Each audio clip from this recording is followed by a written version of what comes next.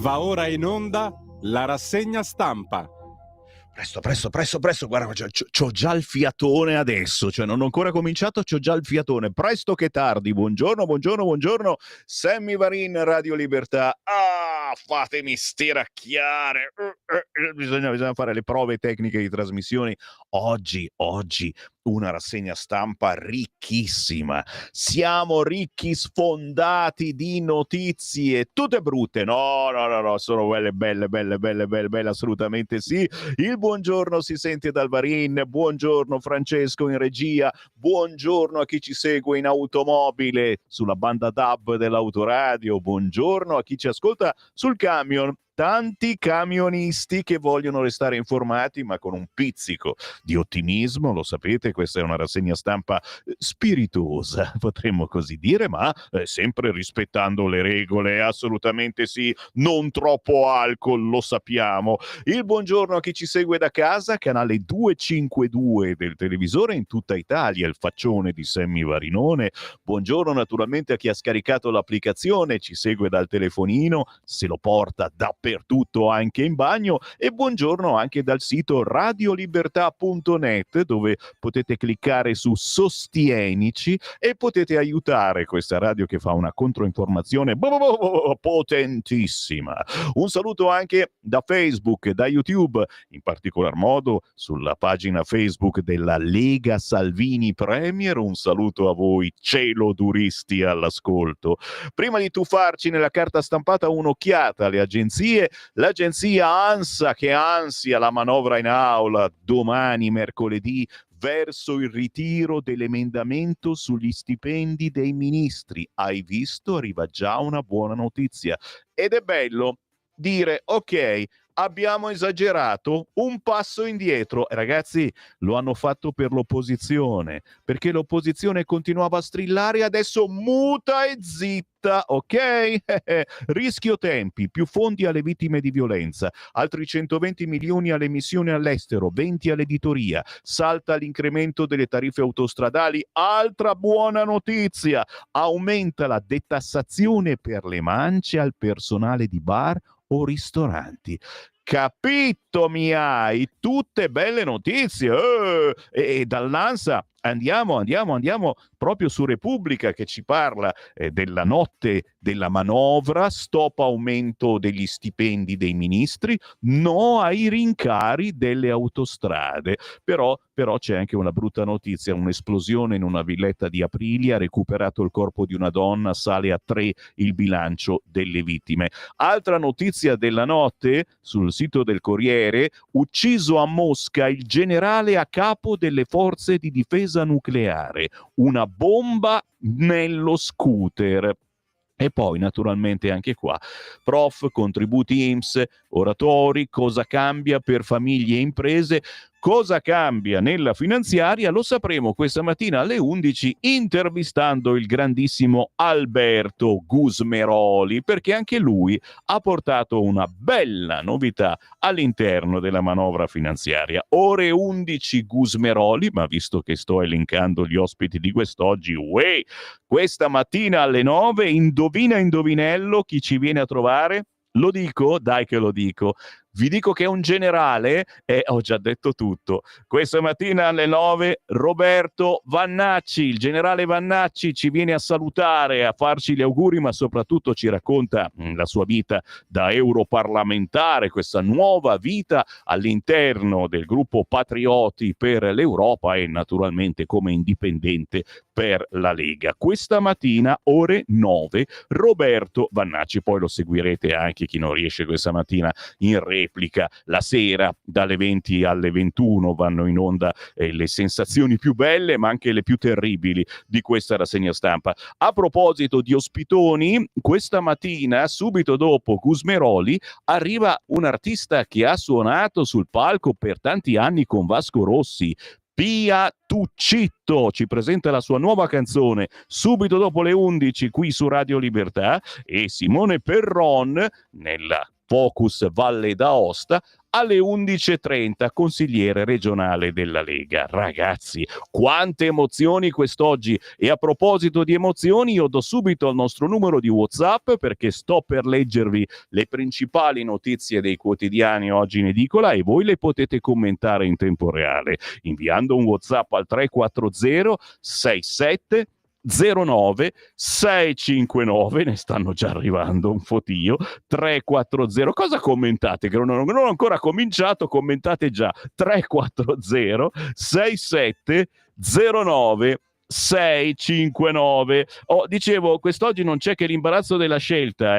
So che molti di voi possono fare, potete fare le richieste e so che avete ormai questa usanza. Oggi potete veramente richiedere il vostro quotidiano preferito perché sul Corriere si intervista Fontana ma anche Orsini. Sul Giornale c'è un'intervistona gigantesca per Matteo Salvini. Sulla Stampa una paginona intitolata Vedo Nero e quindi il dramma di quella campionessa nera che dove va, che cavolo, la prendono per una ladra, ma poveraccia, che cavolo, c'ha la faccia da ladra, non penso proprio. Su QN la stretta sulla Naspi, attenzione a farvi licenziare perché non basterà più a prendere poi l'indennità di disoccupazione. Sul Tempo un'altra intervista a Piantedosi, ma anche a Giovanni Donzelli di Fratelli d'Italia che parla dei gay. Su Repubblica intervistona a Castelli di un certo Pucciarelli, ma guarda, Pucciarelli se non va a intervistare Castelli, chiaramente è sulla Lega, è il futuro della Lega, ma c'è anche l'intervista al vice premier Crippa e a Crosetto. Sulla Verità Sala che non sa più a cosa pensare a Milano e allora pensa a vietare le sigarette all'aperto. Sul Libero, signori, dalla Nigeria con amore, certo, arriva il clandestino violento. Salvini che rischia 6 anni, lo ricordiamo proprio questo venerdì, e lo psicodramma su Tony F in quel di Roma. Alla fine hanno deciso no, non facciamolo mica cantare per l'ultimo dell'anno, tanto canta già a Sanremo. Vedete quanti argomenti, ma sono soltanto alcuni sui quotidiani oggi in edicola da commentare al 340 6709 659 e io comincio con i bacchettoni di Avvenire. Eccolo qua, il quotidiano di ispirazione cattolica. Cadute d'Europa, titola Avvenire. Scholz non ottiene la fiducia, la Germania è ufficialmente in crisi di governo al voto a febbraio, l'industria sempre più in crisi, da Lagarde l'ultimo allarme sugli effetti dei dazi di Trump. Insomma, cade il governo Scholz, l'industria non si rialza, dall'America guida trampiana si stendono già le ombre lunghe dei dazi. È un'Europa in caduta, a tratti in caduta libera, quella che disegnano le cronache degli ultimi giorni, cronache spesso annunciate come quelle che arrivano da Berlino dalle 16.35 di ieri. Il più grande paese UE è senza un governo dopo che il Bundestag ha negato la fiducia al cancelliere Scholz e al suo governo di minoranza ormai formato solo da socialdemocratici e verdi. Si voterà a febbraio e già si parla di una nuova versione di grande coalizione allargata per condurre il paese fuori dalla crisi più grave del dopoguerra, che ha nella manifattura il suo baricentro, come testimoniano gli ultimi indici delle piccole medie imprese.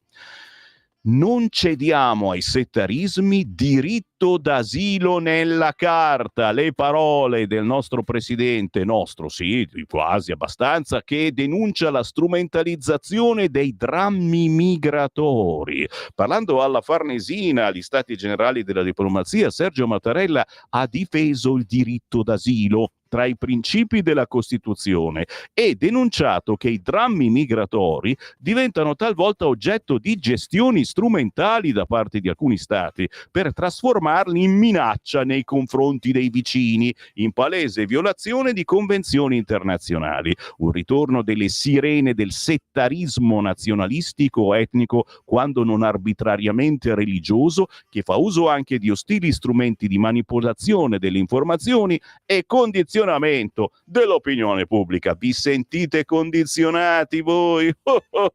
Ascoltando Radio Libertà? Sicuramente no. Attenzione, oggi sul quotidiano Avvenire l'intervista alla procuratrice Dolci, occhi dei clan su Milano, la 'ndrangheta del nord non spara ma fa affari. Interessante.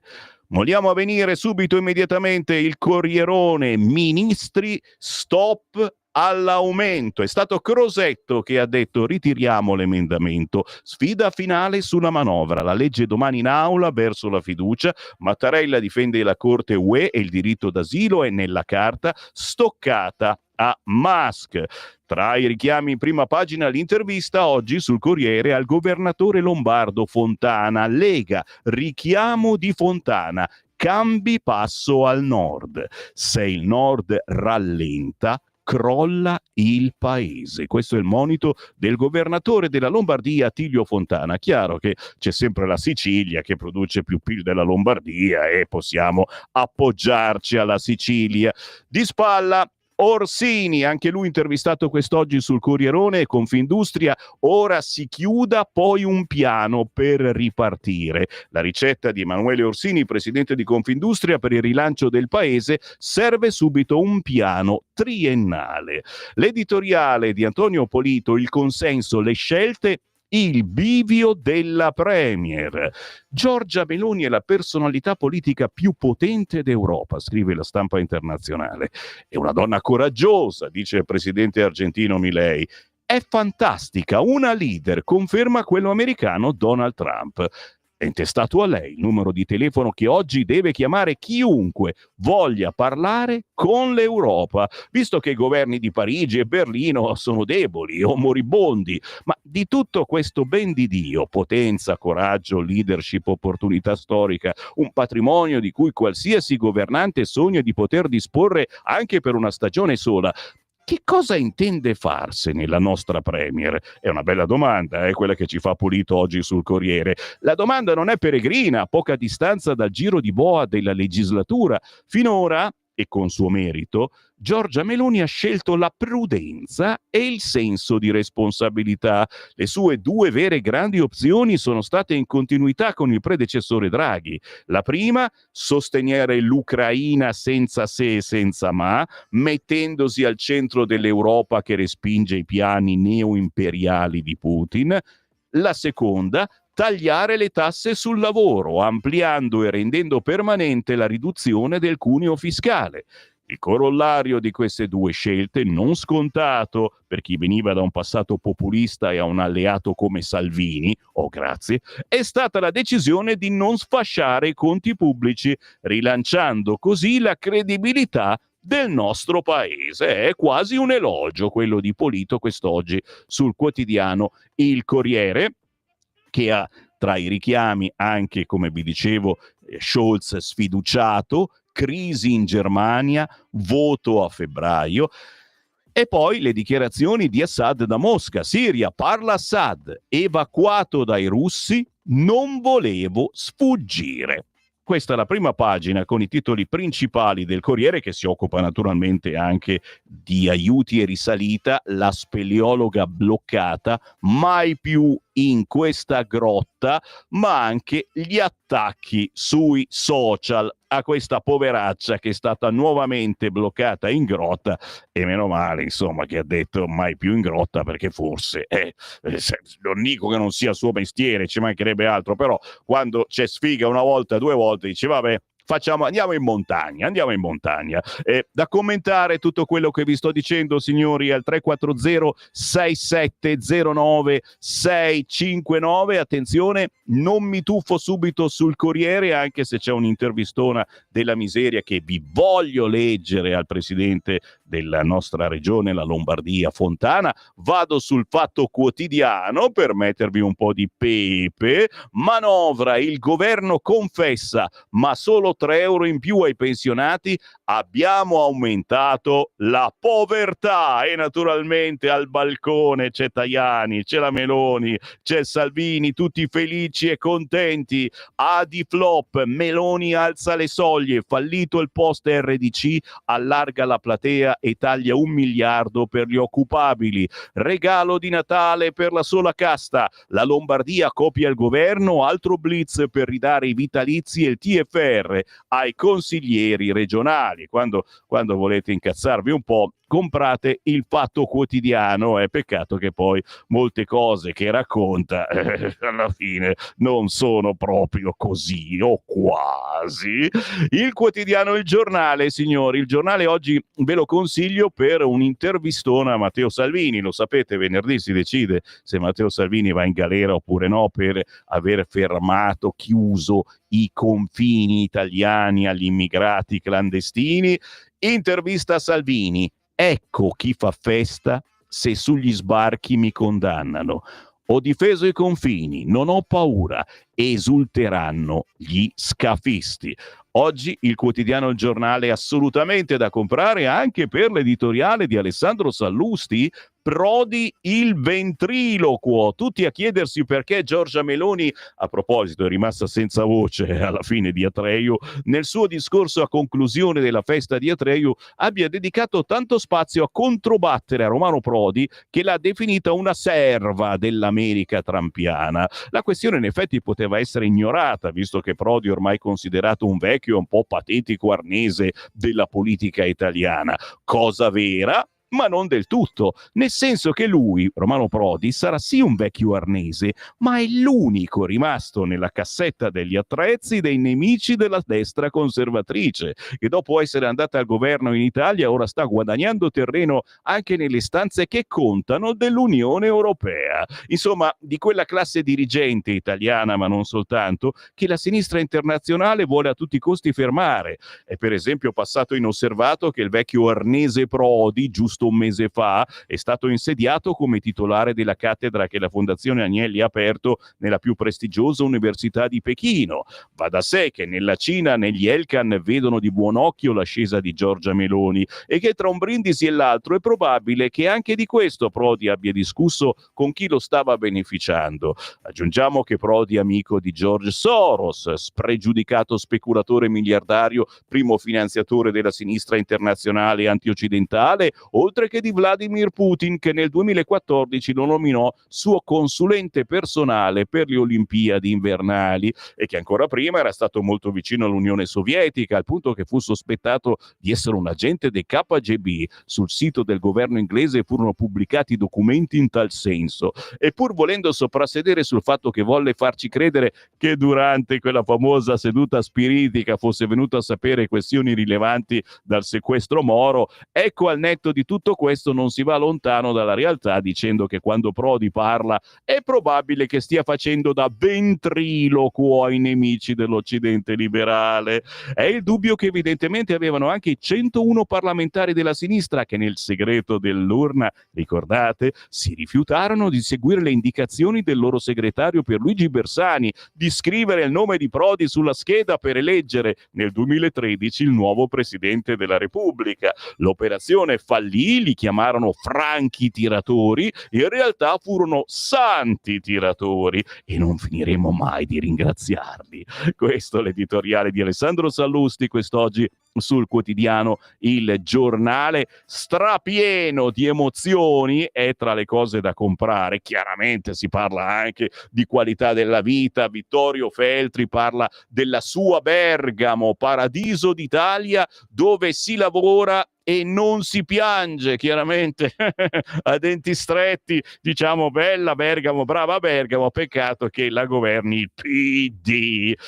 Giù la maschera di Luigi Mascheroni, bello bello, questa cosettina proprio in fondo al quotidiano Il Giornale. Rispettosamente si parla della decisione dell'enciclopedia Treccani di scegliere rispetto come parola del 2024 per la sua estrema attualità e rilevanza sociale. La valutazione, sia chiaro, è stata fatta da un gruppo di studiosi di tutto rispetto, appunto. Rispetto all'anno scorso, quando la parola dell'anno fu femminicidio, non è cambiato molto, ma rispetto a una parola irrispettosa, meglio così.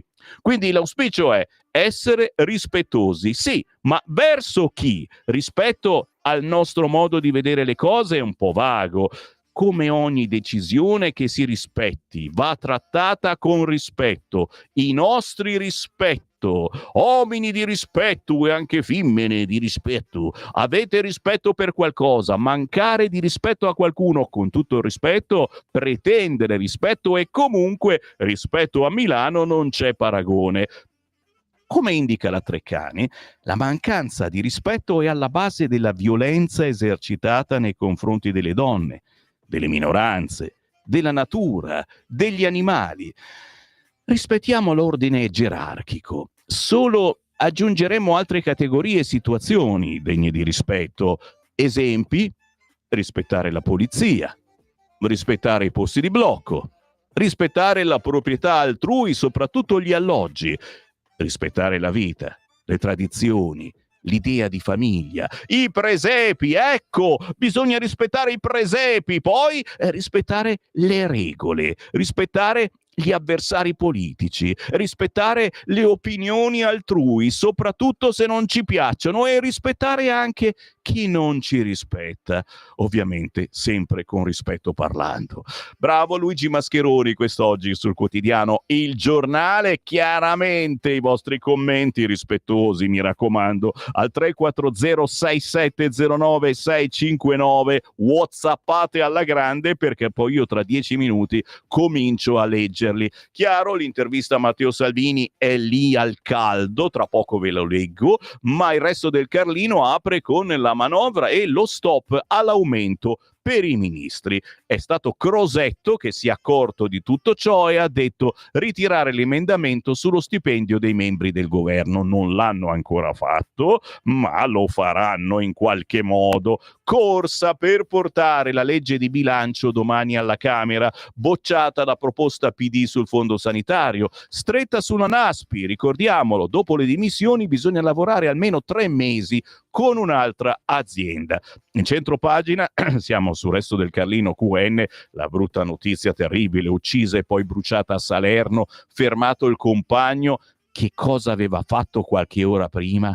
Inaugurava una panchina antiviolenza. E c'ha pure la foto seduto lì, il 63enne tedesco Kai Dausel, accusato di aver ucciso Silvia Novak, ma una foto lo ritrae sulla panca rossa per le donne.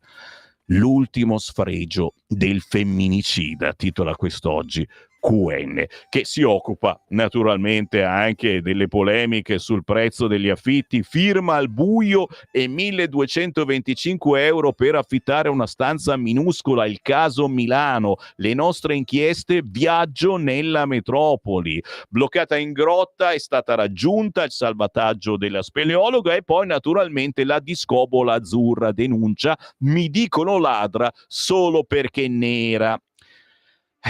Rispetto, cosa vi ho appena detto? Rispetto, non si scherza, anche se lo sapete, questa è una rassegna stampa anche un po' spiritosa. La sensazione che questa abbia un tremendo bisogno di farsi notare, però è una mia sensazione. Non cominciate a dire che poi quella querela perché sono nera, cos'è adesso? Se sei nera non posso più scherzare, cos'è sta cosa? Chiaro, l'hanno beccata, che sai quei posti grossi, no, che vai da un piano all'altro, lei è salita su in alto a prendere una roba e poi è scesa giù dalle scale e l'hanno beccata mentre scendeva le scale e gli hanno detto: oh, devi pagare. E lei dice: ma sì, stavo scendendo le scale e pagavo al piano di sotto. Lo sai che ci sono alcuni negozi dove devi pagare in quel reparto. È vera sta cosa e non so se fosse il caso.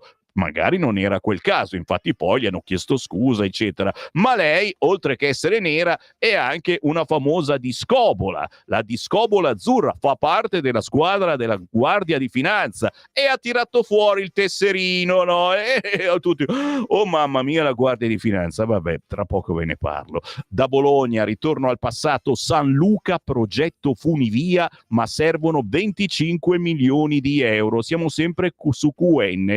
E poi Imola, Capodanno, la festa trasloca in piazza Matteotti. Giro pagina. Vi parlerò tra poco anche della stretta sulla Naspi, così evitiamo i furbetti. Attenzione, quindi non basta farsi licenziare, ma immediatamente mi tuffo nella prima pagina del quotidiano Il Tempo. Roma nel mirino dei terroristi, così difenderò il giubileo.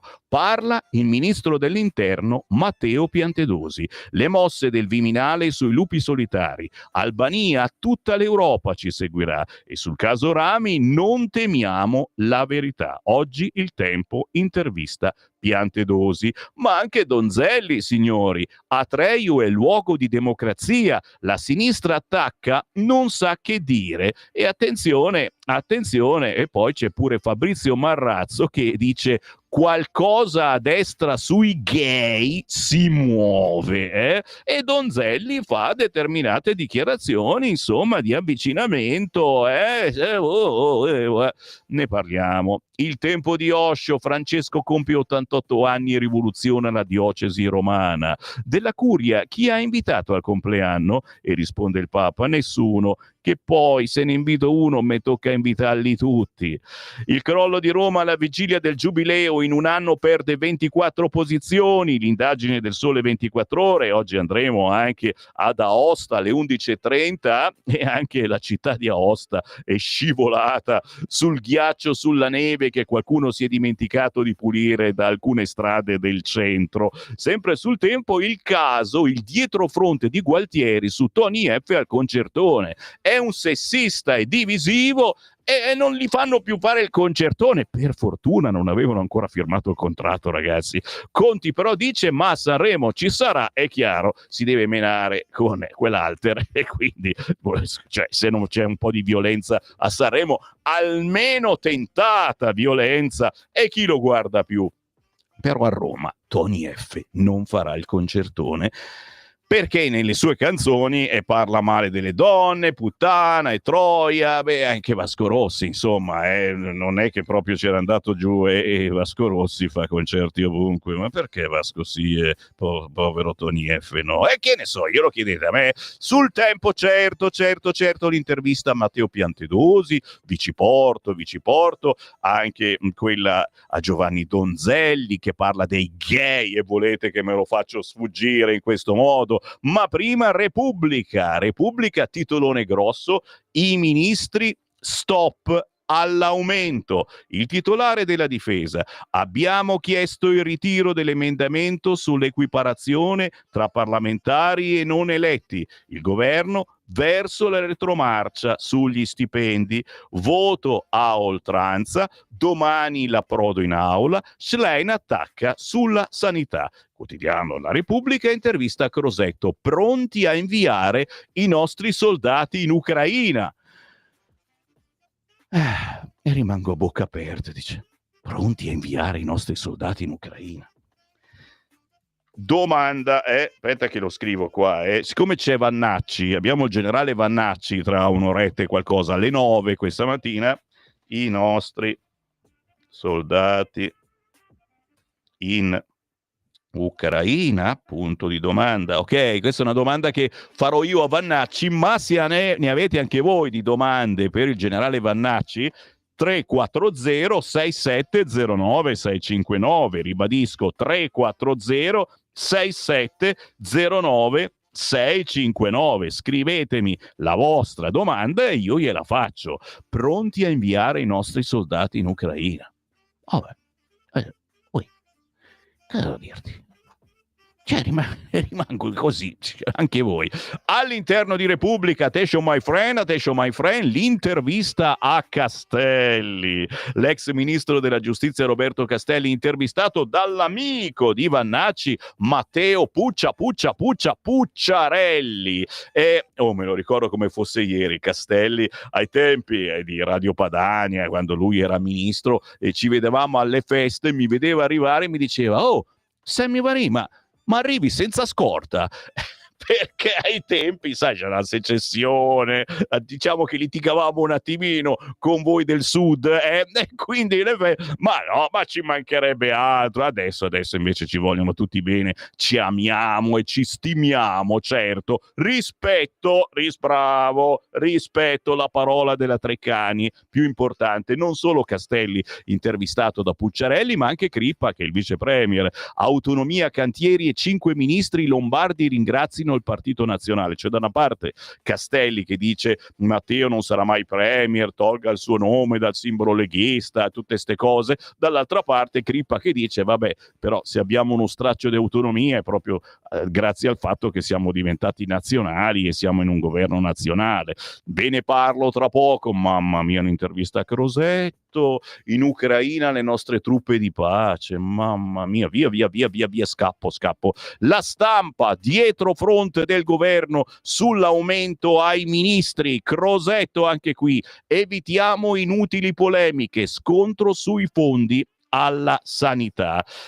La maternità non è un istinto. Siamo sempre sul quotidiano La Stampa che intervista oggi la ministra Roccella. Io e il dramma di mia sorella che non ho mai superato. Ma non ci vivrei. Mattia Feltri, suo buongiorno. Bella Bergamo, ma ci vivrei? Punto di domanda. Ci sono tante motivazioni per vivere o non vivere a Bergamo. Ditemene qualcuna, ragazzi. 340 6709 659. Scrivete il vostro whatsappino che poi tra pochi minuti il Semmi Varinino ve lo legge. Anche voi che state per spegnere perché dite oh devo andare a lavorare, sono arrivato, sono qua fuori, lo so che fa così, funziona così la storia, vi fermate fuori dalla ditta in attesa che scocchi l'ora d'entrata e ascoltate Sammy Varin. Tenete presente che questa rassegna stampa questa sera va in replica dalle 20 alle 21 e poi c'è il sito internet radiolibertà.net, cliccando podcast potete riascoltarvela quante volte volete. Ma adesso ci fermiamo, minimo c'è la canzone indipendente La pianista Francesca Tandoi. Stai ascoltando Radio Libertà. la tua voce libera, senza filtri né censura. La tua radio.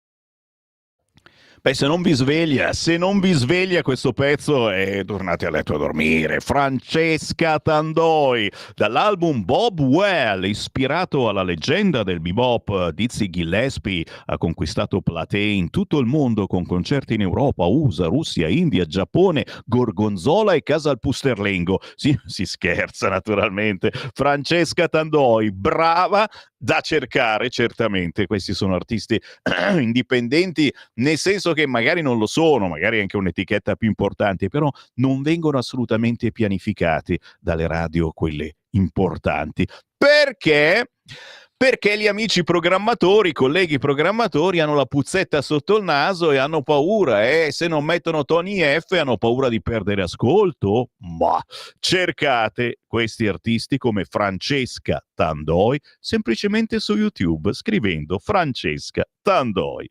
5 minuti dopo le 8 del mattino, il buongiorno si sente dal Varina. Alle 9 arriva il generale Vannacci, sappiatelo. Se avete una domanda per lui, 340 6709 659, e io vado con un po' di WhatsApp. Mi avete riempito. Buongiorno caro Sammy, oggi ti mando il buongiorno così da Iseo in provincia di Brescia. Francesco, faccelo vedere il buongiorno di questo ascoltatore. Salvini, siamo con te, attaccato a un guardrail, magari proprio dove sarà sistemato un guardrail amico dei motociclisti, quelli che non ti tagliano la testa, lo striscione Salvini, siamo con te. Bravo, bravo questo ascoltatore, è vero, preferisco rimanere anonimo perché in comune ad Iseo ci sono i pidini e non si sa mai. Lo striscione l'ha messo nel comune pidino, ma penso che sia d'accordo anche il comune pidino sul fatto che i guardrail amici dei motociclisti servono. Non se ne può più di queste esternazioni di Mattarella sui concetti europei superiori ai nazionali e sul diritto di asilo insopprimibile, e non c'entra nulla con l'invasione di clandestini, e occorre che qualcuno glielo spieghi. A quando le dimissioni di questa disgrazia nazionale? Oh signor, ci manca solo quello, ragazzi, le dimissioni di Mattarella, e poi mancano gli alieni, certo, e abbiamo la collezione completa. Corrado da Treviso, quando dicevo che l'Unione Europea è morta, qualcuno mi prendeva in giro. No, Corrado, lo dice anche la nostra astrologa. A proposito, devo scrivergli perché fissiamo poi, sai che ci fa la previsione per tutti i segni zodiacali per il nuovo anno. Lo ha detto da sempre l'astrologa, e anch'io dicevo: cazzo dice questa? Che cazzo? C'aveva ragione, l'Europa è morta. Siamo gli unici vivi, siamo gli unici che cercano un po' di rinvigorirla questa Europa. Ripeto, Italia via dall'Unione Europea subito. Se avessimo governanti con un po' di palle ci farebbero uscire subito. Che ne pensate? Altra domandina, signori, Lo sapete, questa radio è un pensatoio per chi mangia pane e politica. Attenti che poi non la digerite. 340 6709 659. Sammy, ma quando scade il mandato del primo cittadino d'Italia? Non vedo l'ora. Un altro con Mattarella. Salve, Mattarella, perché non disserti un po' su quello che dicono certi giudici? Oh, lui è il capo. Invece di leggere testi scritti e stereotipi ovvi, tra lui e Francisco siamo messi male. Ancora WhatsApp, siete belli caldi oggi. Ciao Sammy, per qualcuno la Meloni è la nuova Merkel? Oddio, ma Meloni per sempre in confronto, vedremo. Ma personalmente non mi fido troppo, scrive un tale Enrico da Bergen, che però la sa molto lunga solitamente. Ma Cainarca è sul libro paga di Repubblica? Ma oddio, te lo sogni di notte il nostro direttore Cainarca? Ci mancherebbe altro, no? Semplicemente adesso fa la trasmissione L'Auto da Fe in tarda mattinata. Oggi dovrebbe esserci Claudio Borghi Aquilini, ma come al solito non lo sappiamo, verso le 10, anzi 9:40. Subito dopo arriva il condirettore Giulio Cainarca con L'Auto da Fe e sta facendo effettivamente delle interviste veramente potenti, molto ascoltate e molto commentate anche da voi ascoltatori. I ministri si sono vergognati e meno male. Mi chiedo a chi era venuta quell'idea degli aumenti. Vergogna, scrive qualcuno che non si firma, e ti dico la verità, anche su alcuni quotidiani oggi si cerca la manina che aveva inventato questi aumenti. Nessuno lo sa. Se non lo sanno i giornaloni, hai capito? Se il nigeriano con la scura, adesso ci arrivo, è il nigeriano con la scure, signori, e ce ne sono, ma ce ne sono molti. Dalla Nigeria con amore arrivano da noi, scappano da guerra, ma giustamente si portano il ricordo, il macetino, il coltellazzo. Se il nigeriano con la scure aggrediva il presidente della Repubblica Mattarella, che faceva? Gli offriva tè e pasticcini in nome del diritto di asilo per chi arriva da un paese perennemente nella M, scrive Marco. Quindi pensare diversamente dal mainstream corrente non è mancanza di rispetto. Per quel che vale, Tony F, anche se non andava a Sanremo, non manca nessuno.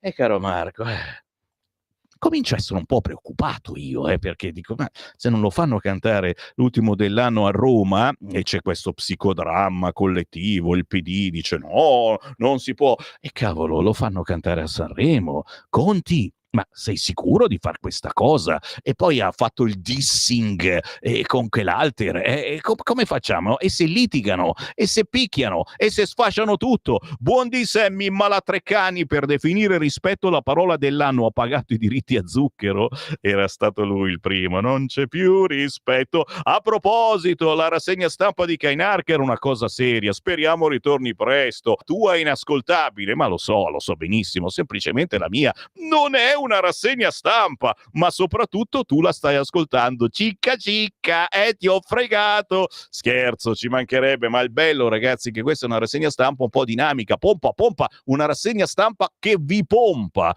Poi è chiaro, c'è il momento dell'approfondimento con Giulio Cainarca che arriva più tardi, c'è il momento dell'editoriale alle 9:30 al nostro direttore Sallusti, ci sono tanti momenti diversi, sfioriamo corde diverse. Mattarella da tempo il capo dell'opposizione, ci scrive Laura Vesentini da Verona.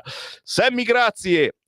Vedi che poi ci sono le fazioni, no? Sammy, grazie di aver decainarchizzato la rassegna stampa, scrive Emilio, ma ci mancherebbe, dai, scherziamoci, con il rispetto ci permettiamo anche di scherzarci l'un l'altro, ognuno di noi ha, te l'ho detto, qualche corda da sfiorare. A proposito di corda da tirare, proprio il caso di tirare l'acqua, è questa storia degli immigrati violenti scatenati e Mattarella che apre le porte. È tutto scritto oggi in prima pagina sul quotidiano La Verità. Guarda qua, come sempre il capo dello Stato fa il controcanto al governo. Immigrati violenti scatenati, ma Mattarella apre le porte.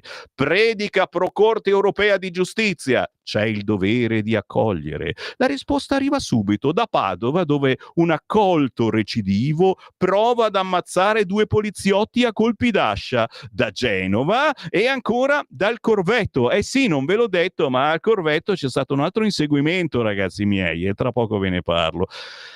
Per fortuna finito bene. Draghi ora confessa, politiche europee sbagliate, e cade anche Scholz.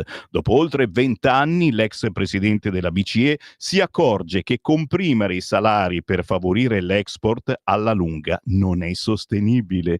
Infatti uno dopo l'altro i paesi sono andati in crisi, è il turno di Germania e Francia, ma chi lo denunciava prima veniva accusato di essere anti-europeo, è vero. Maurizio Belpietro scrive: la realtà è più forte dei discorsi presidenziali. Infatti, mentre Sergio Mattarella dispensava il solito sermone pro-migranti, da Padova è giunta la notizia di un nigeriano di 32 anni che, impugnando un'ascia, si è scagliato contro 2 agenti. Per fermarlo i poliziotti hanno dovuto sparare, colpendolo una coscia. Non so se l'indagheranno per eccesso colposo di legittima difesa, come è accaduto un mese fa a Verona, dove un immigrato del Mali, dopo aver cercato di accoltellare i componenti di una pattuglia della Polfer, è stato colpito a morte. Siamo ancora sul quotidiano La Verità. I bioetici, alto là ai farmaci per baby trans. Il comitato frena sull'uso della triptorelina, quella lira, quella che andava a go go e forse va ancora a go go come caramelle all'ospedale Careggi di Firenze. Studi carenti, prudenza. La Morresi, bloccanti della pubertà solo quando gli interventi psicologici, psicosociali ed eventualmente psichiatrici si siano rivelati inefficaci, e speriamo che siano arrivati gli psicologi al Careggi di Firenze, che mi sembrava non fossero tanto presenti, ma è una sensazione come quella, certo, che pensiamo di essere in pericolo, siamo perennemente violentati, rubati, derubati dagli immigrati, sono sensazioni, capisci? Cosa faccio? Sai che ti capitano a dire adesso? E adesso che cosa fai, Sammy Varin? E niente, giro pagina e ti vado a leggere ancora. Tra poco entro all'interno e oggi mi sto violentando da solo, ma ci sono così tanti titoli da leggervi che lascio gli approfondimenti a tra pochissimo. Il quotidiano Libero, ragazzi, il quotidiano Libero. Se oggi volete essere belli tosti, comprate Libero, perché quello che titola "Dalla Nigeria con amore, colpi d'ascia ai poliziotti", e la sinistra che dice più dialogo. Nuova aggressione vicino alla stazione, stavolta a Padova. Gli agenti costretti a sparare rischiano l'indagine. Il PD tace e il sindaco rigeneriamo gli spazi. Sul quotidiano Libero lo scrittore si indigna perché il premier osa replicargli la dittatura di Saviano, criticare Meloni e impedirle di rispondere. Daniele Capezzone, il suo editoriale Schlein e soci hanno problemi con la realtà. A ottobre a Verona, quando un agente della Polfer si è inevitabilmente trovato costretto a sparare per proteggere la propria vita contro un immigrato maliano che lo stava aggredendo con un coltello, da sinistra sono venute più che altro parole di comprensione per lo straniero. Qualcuno con sprezzo del ridicolo è arrivato a dire: a un bisogno d'aiuto abbiamo risposto con colpi di pistola. Non è uno scherzo, è successo anche questo. Qualche settimana dopo a Milano ricordiamo tutti i fatti del Corvetto. Anche qui da sinistra siamo stati ammorbati da un gran giaculatoria a base di ascolto e comprensione per i Maranza, mentre gelo e parole giudicanti sono state indirizzate verso carabinieri e poliziotti già sottoposti a processo mediatico e presto anche a processo giudiziario. E via via, signori. Daniele Capezzone vi indica la strada e oggi anche il quotidiano Libero è da acquistare. Compra, bisogna comprare tutto. Oggi compriamo tutto. Perché? Perché sul Libero c'è anche Pietro Senaldi con "A volte ritornano, dietro il centrino spunta ancora l'ombra di Prodi". Tan, da, da, da. Tra le segnalazioni in prima pagina su Libero, naturalmente gli emendamenti alla manovra, ne parliamo questa mattina alle 11, arriva Gusmeroli questa mattina, e quando c'è Alberto Gusmeroli, deputato della Lega e sindaco di Arona, arrivano le buone notizie. Giurin giureta che Gusmeroli alle 11 stamattina ci porta buone notizie. Chiaro, una buona notizia per qualcuno è la cancellazione degli aumenti agli stipendi dei ministri. Lo sapete, i ministri non parlamentari che prendono poco gliela aumentavano, ma un po' di troppo questo stipendio, secondo me, e quindi hanno detto lasciamo sta. Accusati di violenza sessuale, archiviata l'indagine su Trocchia e giudice. E anche questa è una buona notizia, probabilmente c'era un pochettino di esagerazione anche in questo, e la giudice, se non sbaglio, era quella venuta con la troupe di La 7 alle 6 del mattino nei nostri studi, perché a quei tempi facevo Radio Padania Libera, ero in onda con il Padania Sveglia, e li ho fatti venire per vedere che cosa sparava Sammy Varin a quell'ora. Mamma mia, un bel servizione che è ancora su YouTube, lo trovate. Oh, che ore sono? Dove sono? Cos'è successo? Ce la facciamo tranquillamente, siamo perfetti. 8:18, inviate i vostri messaggini al 340 67 09659. Perché? Perché oggi abbiamo un surplus di ospiti, ma anche la possibilità di leggere molti vostri WhatsApp.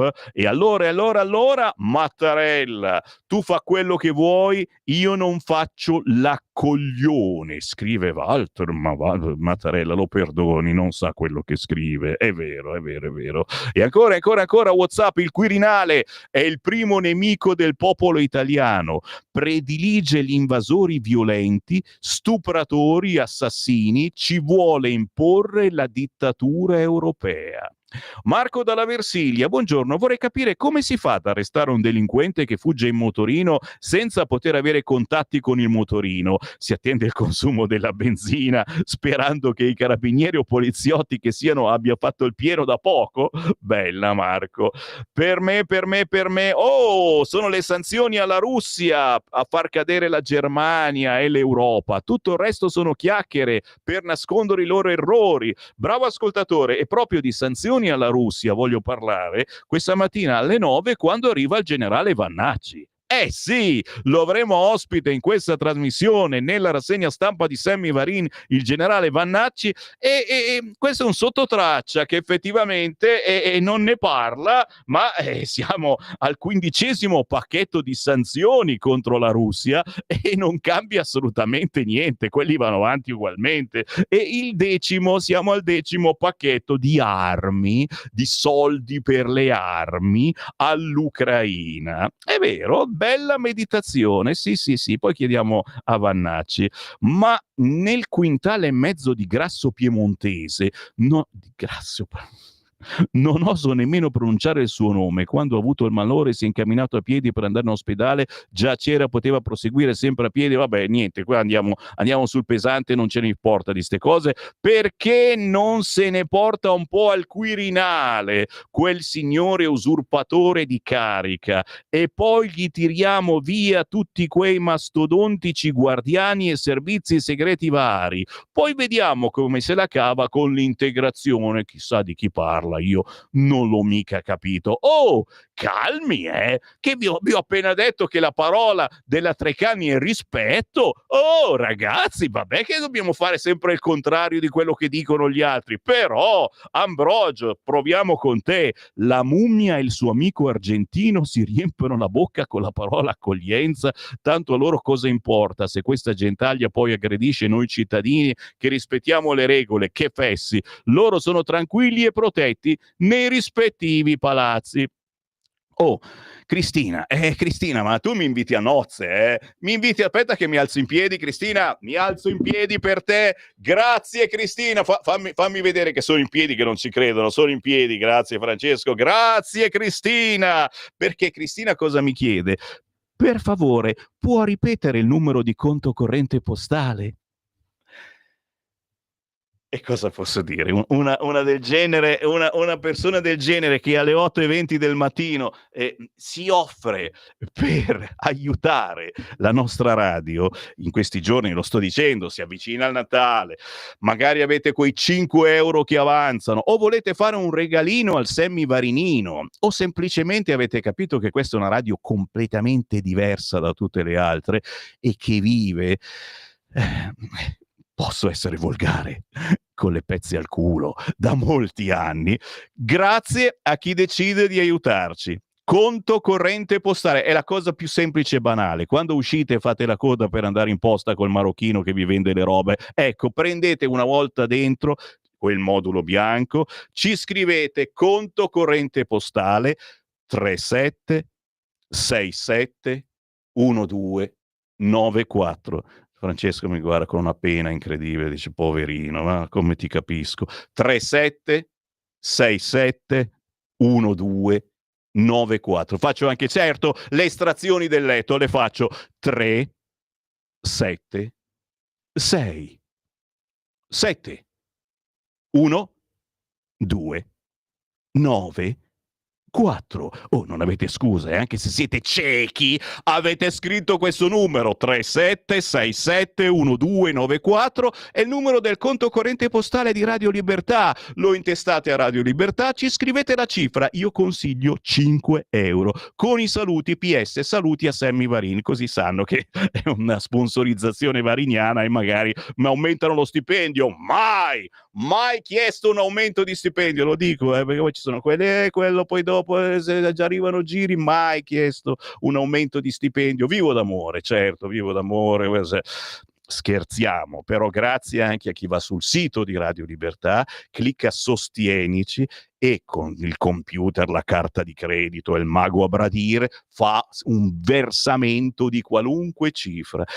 Grazie a chi ci può aiutare. Grazie Cristina, ti amo Cristina! Ma quante Cristine ci sono in questo momento all'ascolto di Radio Libertà? Speriamo almeno più di una, facciamo 2. Chiusa la parentesi, certo. Una volta tanto che mi chiedete il conto corrente postale, ma io sospendo le trasmissioni per un'ora. Dove vado? Le richieste, che cosa, dove mi dite di andare per favore? 340670969. A chi mi rivolgo? Dai, iniziamo dal Corriere, perché a pagina 3 quest'oggi c'è l'intervista a Orsini, capo di Confindustria. A rischio interi settori, subito un piano triennale per tornare competitivi. E dice anche una cosettina: mini reattori nucleari ospitati nelle aziende. Contro il Green Deal, pronti alla mobilitazione in Europa contro le esagerazioni del Green Deal. Bene l'Ires, bene il taglio Ires, una misura che premia chi paga le tasse, industria 5.0 da semplificare. 400 milioni di euro, le risorse stanziate dalla manovra 2025 per ridurre l'Ires a carico delle imprese, favorito chi assume. Intervista quest'oggi sul quotidiano Il Corriere a pagina 3 per Orsini di Confindustria. Purtroppo tutte le leggi di bilancio sono una rincorsa, la si chiuda in fretta. Confidiamo che le cose rimangono come le abbiamo lette, ieri con un IRES dal 24 al 20%, seppur con dei distinguo, e poi si definisca un piano triennale per l'industria italiana. Questa è l'urgenza, esordisce in collegamento video il presidente di Confindustria, Emanuele Orsini, oggi sul Corriere. Ma io dal Corriere svolazzo immediatamente a pagina 10 perché c'è l'intervista con il capo di Regione Lombardia, Fontana. Se il nord rallenta, crolla il paese. Gravissimo se la Lega non ne parla. Fontana, la segreteria nazionale dia più attenzione a questi territori. Serve un cambio di passo. Marco Castelnuovo intervista Fontana. Attilio Fontana, presidente della Lombardia e leghista della prima ora, al congresso della Lega Lombarda, che ha proclamato Massimiliano Romeo nuovo segretario, è sembrato molto contento. Risponde Fontana: sono soddisfatto, sì, stimo Romeo da anni, è una persona estremamente capace, anche noi lo conosciamo da decenni, Fontana, cioè ha condotto una trasmissione qui su Radio Libertà quando si chiamava Radio Padania Libera, è stata una palestra questa radio per Matteo Salvini, per Romeo, ma per tutti praticamente sono passati da qua. Una persona estremamente capace. Il suo intervento di ieri è stato di ampio respiro, un vero discorso politico, come raramente se ne sentono. Credo che rappresenti una guida solida per affrontare le sfide che ci aspettano. Sfide dentro e fuori il partito, ha detto. Parliamo del Nord. Sembra strano doverlo ribadire in un partito che il Nord lo aveva addirittura nel nome, Lega Nord. Spesso sembra che si affrontino i temi legati a questa parte del paese come fossero questioni di un mondo a parte, ma il punto è chiaro: i problemi del Nord sono problemi nazionali. Non possiamo continuare a considerarli questioni locali. Se rallenta la produttività nel Nord, si crea un danno che coinvolge tutta l'Italia. Questo è il messaggio che voglio ribadire con forza. Non possiamo permettere che interessi territoriali diventino un dramma per l'intero paese. La differenza tra chi sostiene e osteggia l'autonomia è proprio questa. C'è chi riduce tutto a beghe locali, ma la verità è che si tratta di una questione nazionale. Avete capito? Il Nord è una questione nazionale.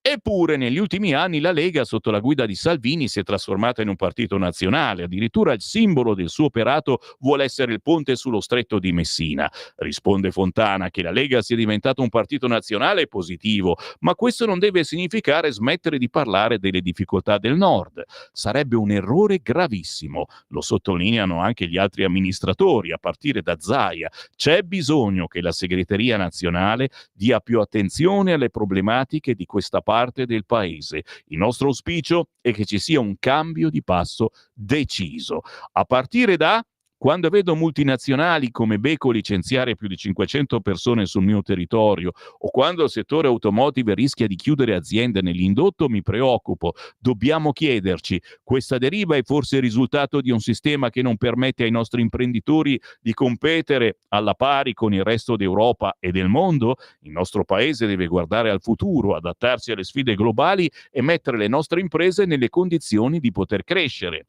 Beko, automotive, quindi il lavoro, la priorità per il Nord, chiede il Corriere al presidente Fontana. Il problema principale del Nord è poter gestire le risorse in modo più diretto, senza i vincoli imposti da Roma. Oggi ci troviamo bloccati da una burocrazia che rallenta tutto, impedendoci ad operare con i tempi richiesti dal mercato globale. Questi temi sono stati centrali nella storia della Lega, eppure dopo 2 anni di governo siamo ancora al punto di partenza.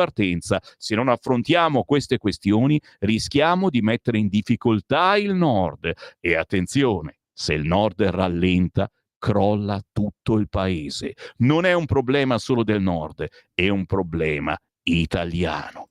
E poi l'intervista prosegue, signori, oggi a pagina 10 sul Corriere della Sera. Se il Nord rallenta, crolla il paese. Stai ascoltando Radio Libertà. la tua voce libera, senza filtri né censura. La tua radio.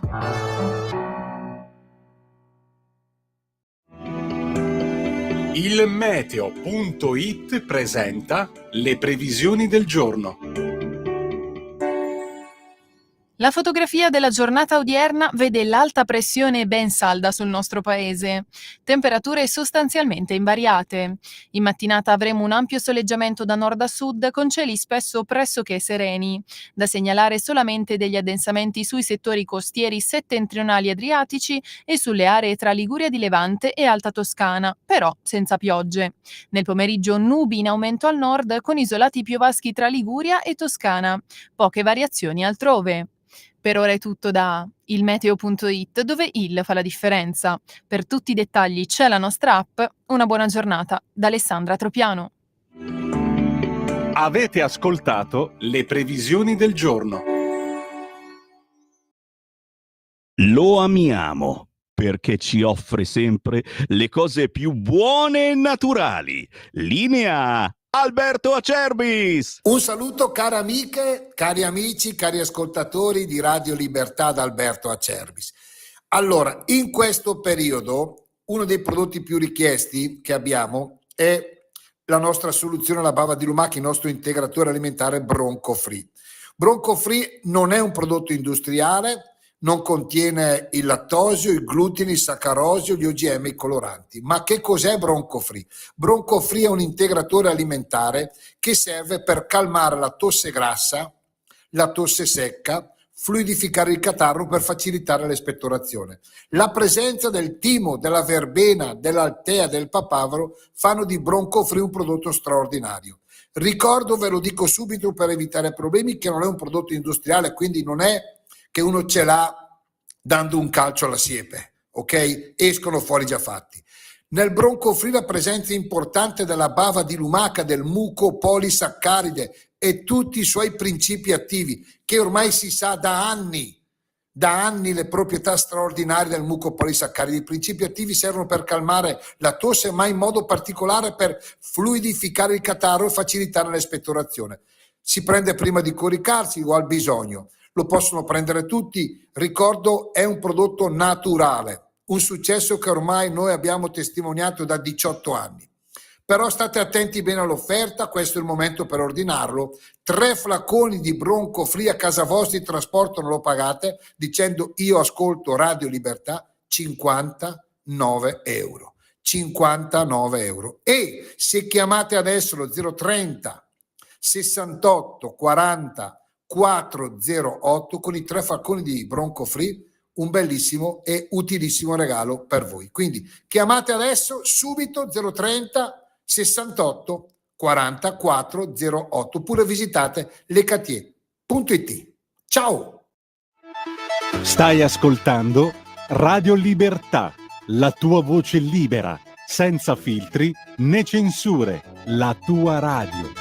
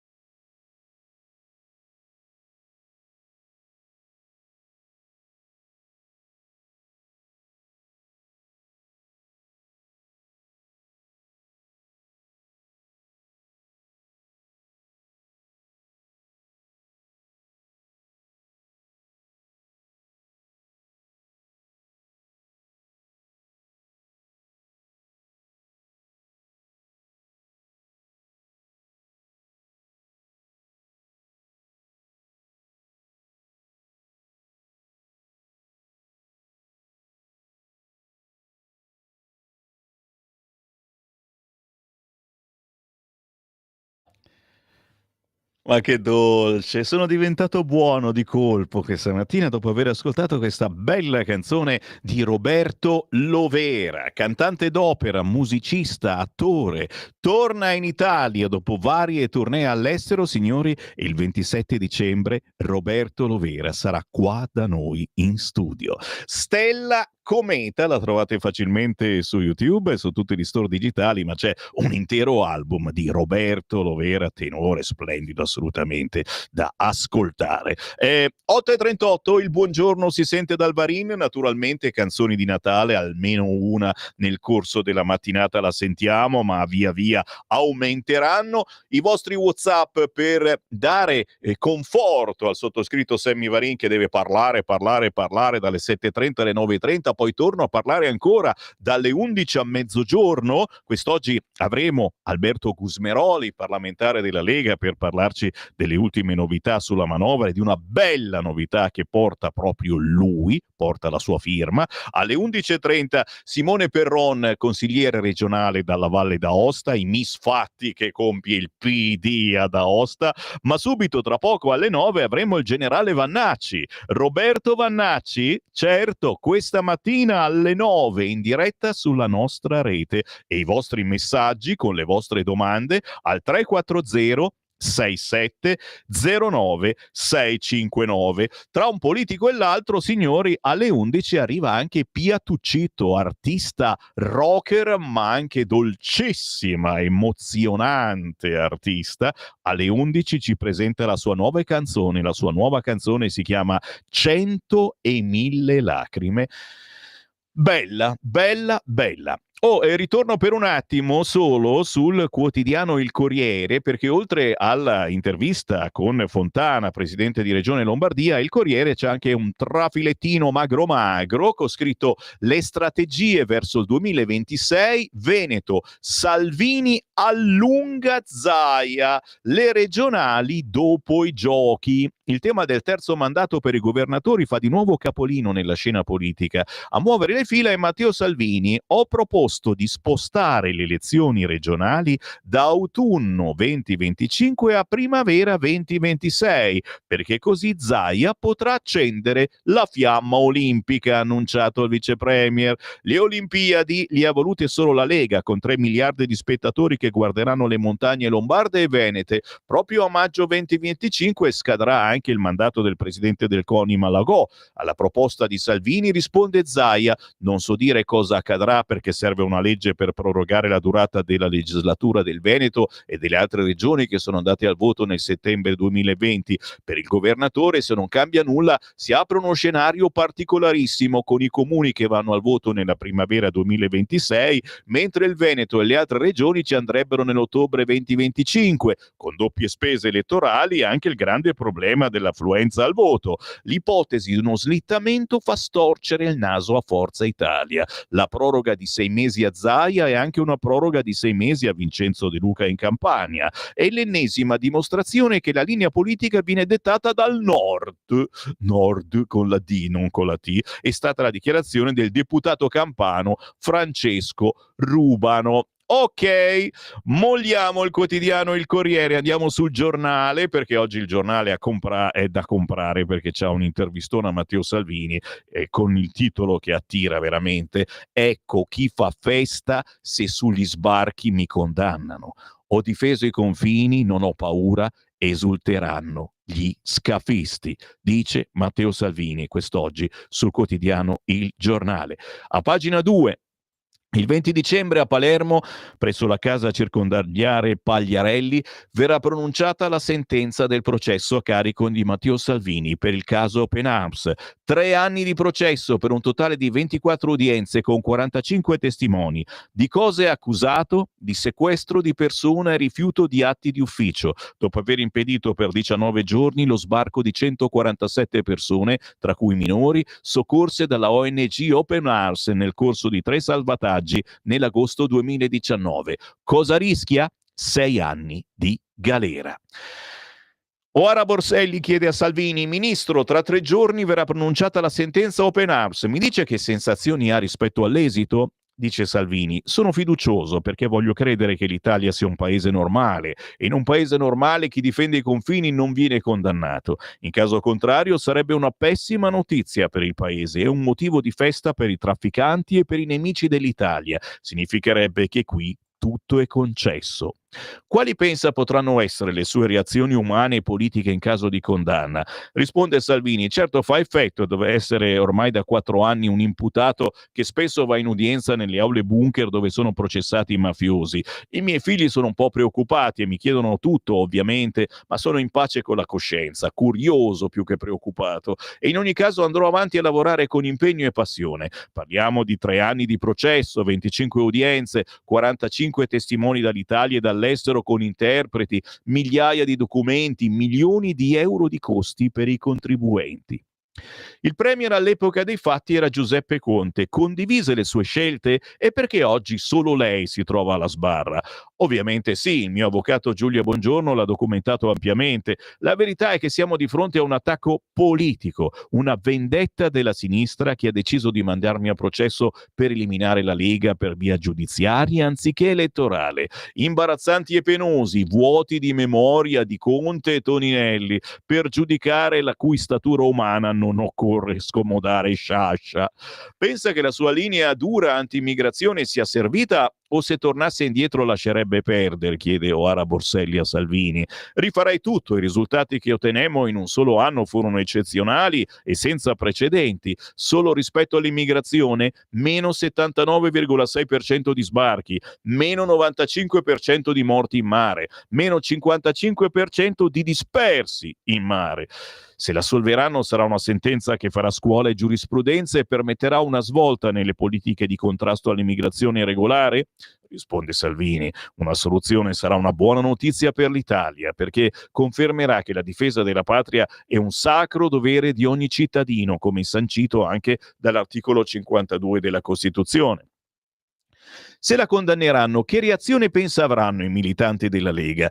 I leghisti sono abituati a 1000 battaglie e sanno che far parte di questa famiglia politica non concede comodità. Sento la totale vicinanza non solo dei militanti ma di milioni di italiani. Ringrazio tutti i cittadini che mi stanno dimostrando il loro appoggio, uno per uno. Sono il risultato più bello di questo scandaloso processo. Pensi che sabato sera un signore a Milano mi ha detto: Matteo, se ti condannano, io sabato mattina vado in commissariato e mi autodenuncio come mandante del tuo presunto reato. Di fermare i barconi te lo abbiamo chiesto noi. Emozionante. È vero, ragazzi, ridendo e scherzando, anche Sammy Varin ve lo dice, le idee di Matteo Salvini della Lega sono anche le nostre idee, non soltanto di noi che votiamo Lega da una vita, anche di molta gente che la Lega non se la fila proprio. Non devono essere i traghettatori quelli che ci portano qua i migranti a decidere chi entra oppure no nel nostro paese. È chiaro che se Matteo Salvini dovesse andare in galera, è questo il sunto. Sono gli scafisti a decidere chi entra o non entra qui. Fratelli d'Italia sembra essere assolutamente decisa a far quadrato per difenderla. E Forza Italia, con la quale spesso siete in polemica, risponde Salvini. Sono certo che tutti gli alleati siano al mio fianco. Non è solo un processo a Salvini, è un processo all'Italia. Se venisse assolto, quale problema si porrebbe per la magistratura politicizzata? Non tutti i magistrati si comportano come dirigenti di Rifondazione Comunista, dice Salvini, quindi sono sereno, non penso alle eventuali reazioni di chi come magistratura democratica lavora nei tribunali con il cuore a sinistra. I tribunali continuano a non convalidare i provvedimenti di trattenimento verso immigrati che provengono da paesi giudicati sicuri dal governo. È una guerra? È una scelta sbagliata, dice Salvini, contro gli interessi del paese ed errata anche dal punto di vista giuridico e tecnico, ma sono certo riusciremo a risolvere questa anomalia. La giudice apostolico si è dimessa dall'ordine giudiziario perché si sentiva schiacciata. Si sente un po' responsabile? Ah no, risponde Salvini, piuttosto sono stato nel mirino della giudice apostolico che scendeva in piazza contro di me. Io non ho partecipato a manifestazioni in cui insultavo la dottoressa apostolico tra cori. È vero, anche questo. Giro pagina nel frattempo, tra cori contro le forze dell'ordine. Lei ha fatto delle scelte, bisogna avere il coraggio di assumersene la responsabilità. E ancora, sembra che nella Lega le acque siano un po' agitate. Romeo gli ha lanciato una sfida, chiede Oara Borselli a Matteo Salvini. Assolutamente no, Romeo ha vinto un congresso unitario e partecipato e la Lombardia non deve temere, proprio grazie alla Lega è ben rappresentata al governo e avrà la straordinaria vetrina delle Olimpiadi che condividerà col Veneto, il tutto senza dimenticare che stiamo portando a casa l'autonomia che attendiamo da decenni. Otteniamo questi risultati grazie a una Lega nazionale che prende voti da sud a nord, confermandosi forza del territorio. Nelle ultime ore è uscita una ricerca che mette ben 6 province lombarde tra le prime 15 per qualità della vita in Italia, mentre la Milano, malgovernata dalla sinistra, perde punti per l'allarme sicurezza. Con i nostri 220 sindaci lombardi e il nostro radicamento possiamo fare grandi cose per la regione e per tutta Italia. Il suo codice della strada sta facendo molto discutere, molto discutere. Grandi critiche anche da roccaforti leghiste come il Veneto, che sente di esserne particolarmente colpito. Pensa di aver messo in campo misure troppo restrittive o illiberali? Risponde Salvini. Assolutamente no. Vengono colpiti solo coloro che si mettono alla guida sotto effetto di stupefacenti, chi si distrae col cellulare o gli ubriachi recidivi. Non sono stati cambiati i livelli alcolici, per esempio. Sto leggendo troppe fake news. Ricordo che ogni anno perdono la vita in incidenti stradali 3.000 cittadini, una strage a cui bisogna porre un freno. Per questo abbiamo aggiornato regole vecchie di decenni e che daranno maggiori garanzie anche alle due ruote, evitando gli autovelox selvaggi e imponendo regole civili ai monopattini. Pensa a misure per limitare il diritto di sciopero nei trasporti? Risponde Salvini. Abbiamo già condiviso un percorso per evitare che il prossimo anno, quello del giubileo, sia rovinato da scioperi selvaggi. Certo, è necessario ragionare su norme ancora più incisive. Ormai lo sciopero è diventato uno strumento di lotta politica. Non teme che la legge sulle autonomie o via consulta o via referendum finirà per sparire? Assolutamente no. È una riforma contemplata dalla Costituzione e renderà l'Italia più efficiente. A conclusione, mi dica la verità, chiede Oara Borselli a Salvini, e vorrei mi rispondesse solo con il cuore. Ha paura di essere condannato? Paura no, risponde Salvini. Di certo sarei addolorato per i miei cari a partire dai miei figli, ma ho ben presente una frase di Ezra Pound: se un uomo non intende correre qualche rischio per le sue idee, o le sue idee non valgono nulla, o non vale niente lui. Così Matteo Salvini quest'oggi, da leggere certamente, da comprare, il quotidiano Il Giornale. Di spalla, ci ricorda il giornale, giovedì arriva al vertice europeo, Meloni al Consiglio UE preme per accelerare sui rimpatri di migranti. Oggi la Premier alle Camere, sul tavolo anche Kiev e Siria, Mattarella, il diritto di asilo è nella Costituzione. E parleremo, e tra pochissimo alle 9 parleremo di guerra, parleremo di Russia, parleremo di sanzioni alla Russia, parleremo di armi all'Ucraina con il generale Vannacci. Arriva tra 10 minuti su Radio Libertà il generale Roberto Vannacci. Adesso però arriva un altro quotidiano, è minimo. Cosa vi ho detto? Vi ho detto che QN, quotidiano nazionale, ci racconta di questa stretta sulla NASPI, sussidio di disoccupazione, e ce ne racconta a pagina 3. La stretta sulla NASPI, così evitiamo i furbetti. La ministra Calderone spiega: c'è chi si fa licenziare solo per ottenere l'assegno. Questa modifica prevede che bisogna aver lavorato almeno 3 mesi in un'altra azienda per prendere il sussidio di disoccupazione. Che cosa contrasta? La riassunzione con successivo licenziamento sprint, che spesso ha avuto la complicità del datore di lavoro. E molti di noi e di voi, certo, a questa cosa ci hanno pensato: mi faccio licenziare così prendo la NASPI. Chiaro che in un momento del genere la NASPI, poche centinaia di euro, spesso e volentieri, serve, però c'erano un po' troppi furbetti. Siamo sempre su QN, quotidiano nazionale, ed eccola qua, la discobola Osacque fermata in un negozio. Nel 2018 le tirarono uova e questa volta l'hanno scambiata per una ladra solo perché sono nera. WhatsApp al 340-6709-659, dai che subito parliamone perché dopo c'ho Vannacci, meglio parlarne subito. Questa Desi Osako, 28 anni, italiana nata da genitori nigeriani, è una discobola e gareggia per le Fiamme Gialle, ok? Qui a sinistra la story postata ieri su Instagram, insomma, si è fatta notare perché insomma l'hanno fermata in questo negozio pensando che fosse una ladra solo perché era nera. Nel 2018 toccò agli occhi, fu centrata da un lancio di uova per strada, rimediò un'abrasione alla cornea, suo malgrado diventò però famosa. Domenica è stata la volta dell'orgoglio. Sono stata fermata in un negozio Apple a Torino, pensavano stessi rubando perché sono nera. E questo lo dice lei. Forse ha fatto sensazione il fatto che dal piano di sopra è scesa al piano di sotto con la cosa che voleva comprare e probabilmente magari si poteva pagare anche al piano di sopra, capito? E quindi la guardia l'ha fermata per fare un controllo.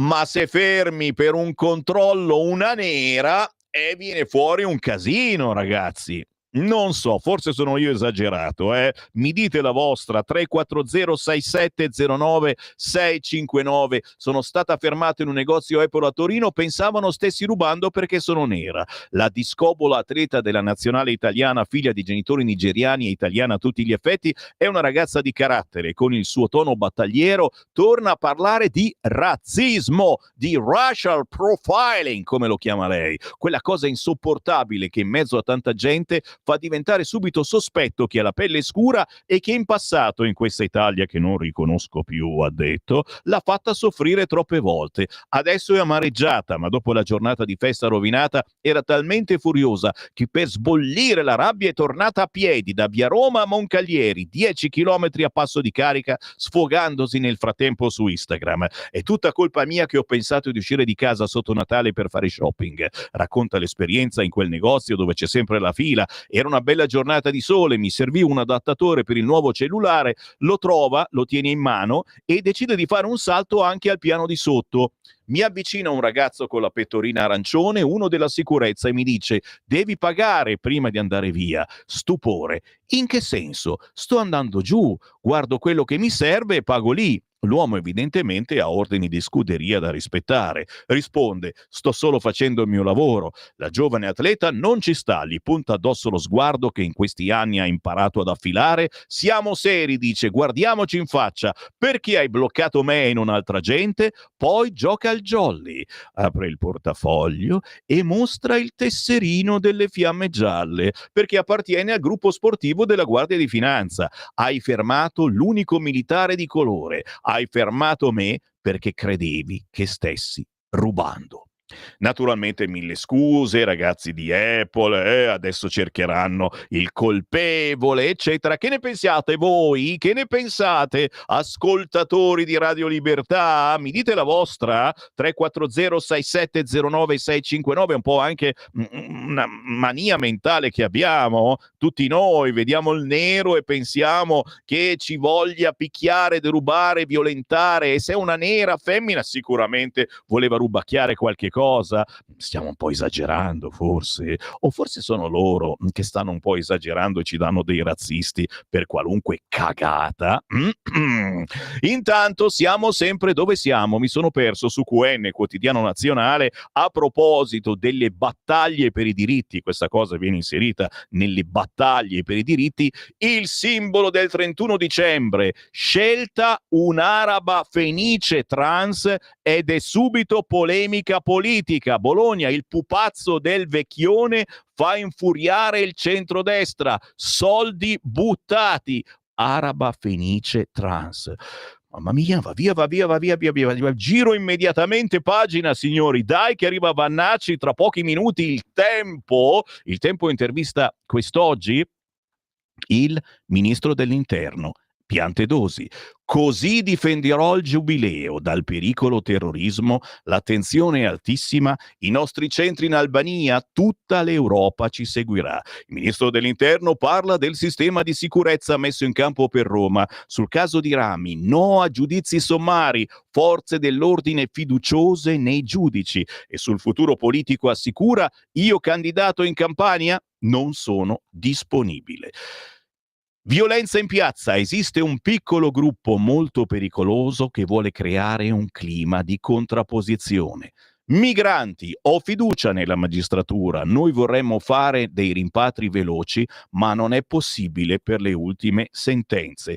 Tutta da leggere, signori, l'intervista di Tommaso Cerno, direttore del Tempo, al ministro Piantedosi, quest'oggi.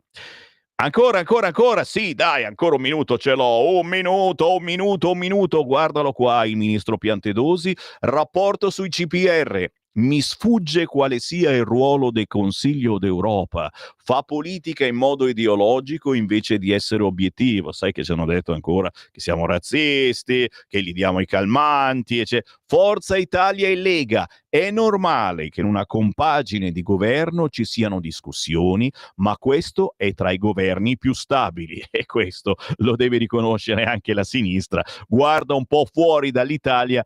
L'ultima segnalazione, ma ho tempo poi per leggerla. Quest'oggi sul Tempo, a pagina 7, ho tempo di leggervi il Tempo, l'intervista a Giovanni Donzelli. Giorgia non è mai stata sola, non sanno cosa dire e l'attaccano, noi visibili perché seri e concreti, così il responsabile dell'organizzazione di Fratelli d'Italia traccia un bilancio su Atreju. Siamo vincenti perché abbiamo selezionato le persone giuste, ma soprattutto, scendo un po' più in basso, barriere superate. Il portale gay.it, quelli che ascoltano anche Sammy Varin, c'è un gruppo d'ascolto, miei fan, ha intervistato i partecipanti alla festa dei conservatori al Circo Massimo. Atreju, gay e destra, qualcosa si muove, Fratelli d'Italia è per le unioni civili e i diritti. Dopo Vannacci, signori, vi leggo questa intervista. Restate lì, tra poco il generale Vannacci. Stai ascoltando Radio Libertà. la tua voce libera, senza filtri né censura. La tua radio.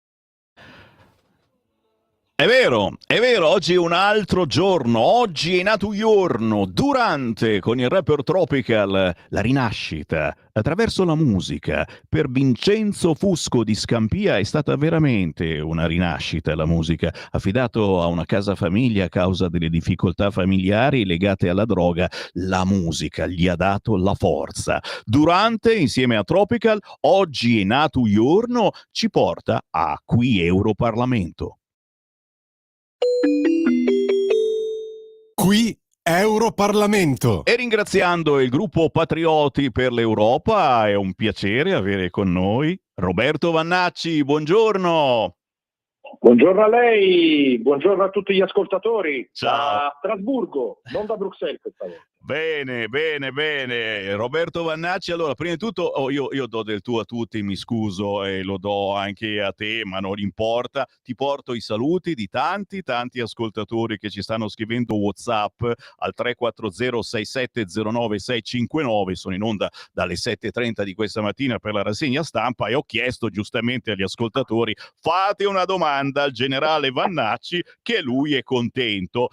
Ricordiamolo prima di tutto, eletto come indipendente in quota Lega all'Europarlamento, gruppo Patrioti per l'Europa, e qualche domandina interessante è arrivata, anche perché oggi su Repubblica c'è Crosetto che dice: in Ucraina le nostre truppe di pace, e già lì uno rimane a bocca aperta, ma soprattutto ho letto che siamo al 15° pacchetto di sanzioni contro la Russia e al 10° pacchetto di armi all'Ucraina, soldi per comprare le armi all'Ucraina, e vedo che i nostri ascoltatori ci spostano proprio su questa domanda. Le sanzioni alla Russia, che cosa hanno portato e soprattutto dove ci sta portando questa Europa e la NATO sul fronte guerra in Ucraina? Sono passati ormai circa 1000 giorni dall'inizio del conflitto.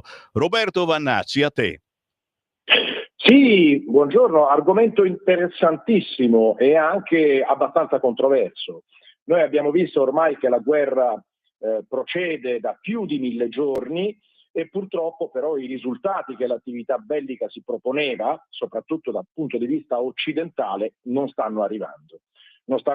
Anzi, ultimamente le truppe russe avanzano su tutti i fronti e l'Ucraina sta soffrendo abbastanza significativamente dal punto di vista tattico-militare.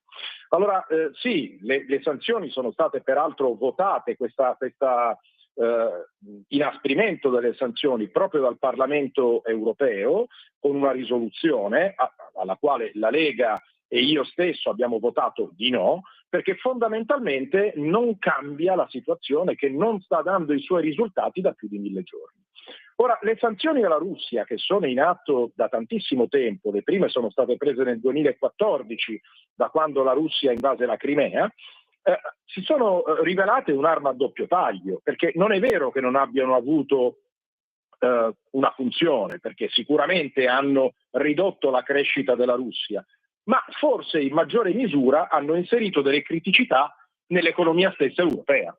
E questo non sono io a dirlo, ma è lo stesso presidente Draghi che nel suo rapporto non cela il fatto che siano 3 le cause esterne della scarsa crescita dell'Unione Europea e della sua scarsa produttività. Di queste 3 cause, 2 sono connesse direttamente con la Russia. La prima è il fatto che l'Europa ha perso il suo più grande fornitore di energia e la seconda è il fatto che ci sia una guerra proprio ai nostri confini, ai confini dell'Europa.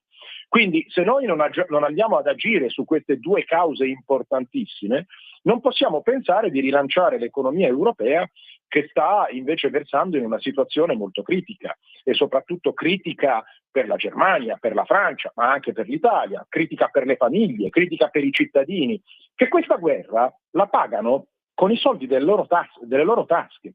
E quello che c'era scritto in questa risoluzione, alla quale io ho votato negativamente insieme a tutti gli altri eurodeputati della Lega, era la richiesta addirittura che tutti i Paesi membri dell'Unione Europea dedicassero lo 0,25% del PIL al supporto militare in Ucraina. Ora, per l'Italia questo vuol dire 5,6 miliardi di euro, che invece di essere dedicati per esempio agli ospedali, all'occupazione, alla sicurezza, alla ricerca, alla scuola, che sono i problemi che veramente attanagliano la nostra bellissima penisola, se ne dovrebbero andare invece in supporto militare all'Ucraina, continuando una situazione che non accenna a cambiare. Oltretutto, in un momento in cui è stato eletto a furor di popolo un nuovo presidente degli Stati Uniti, il quale invece ci ha promesso la pace. Il presidente Trump prenderà ufficio il 20 di gennaio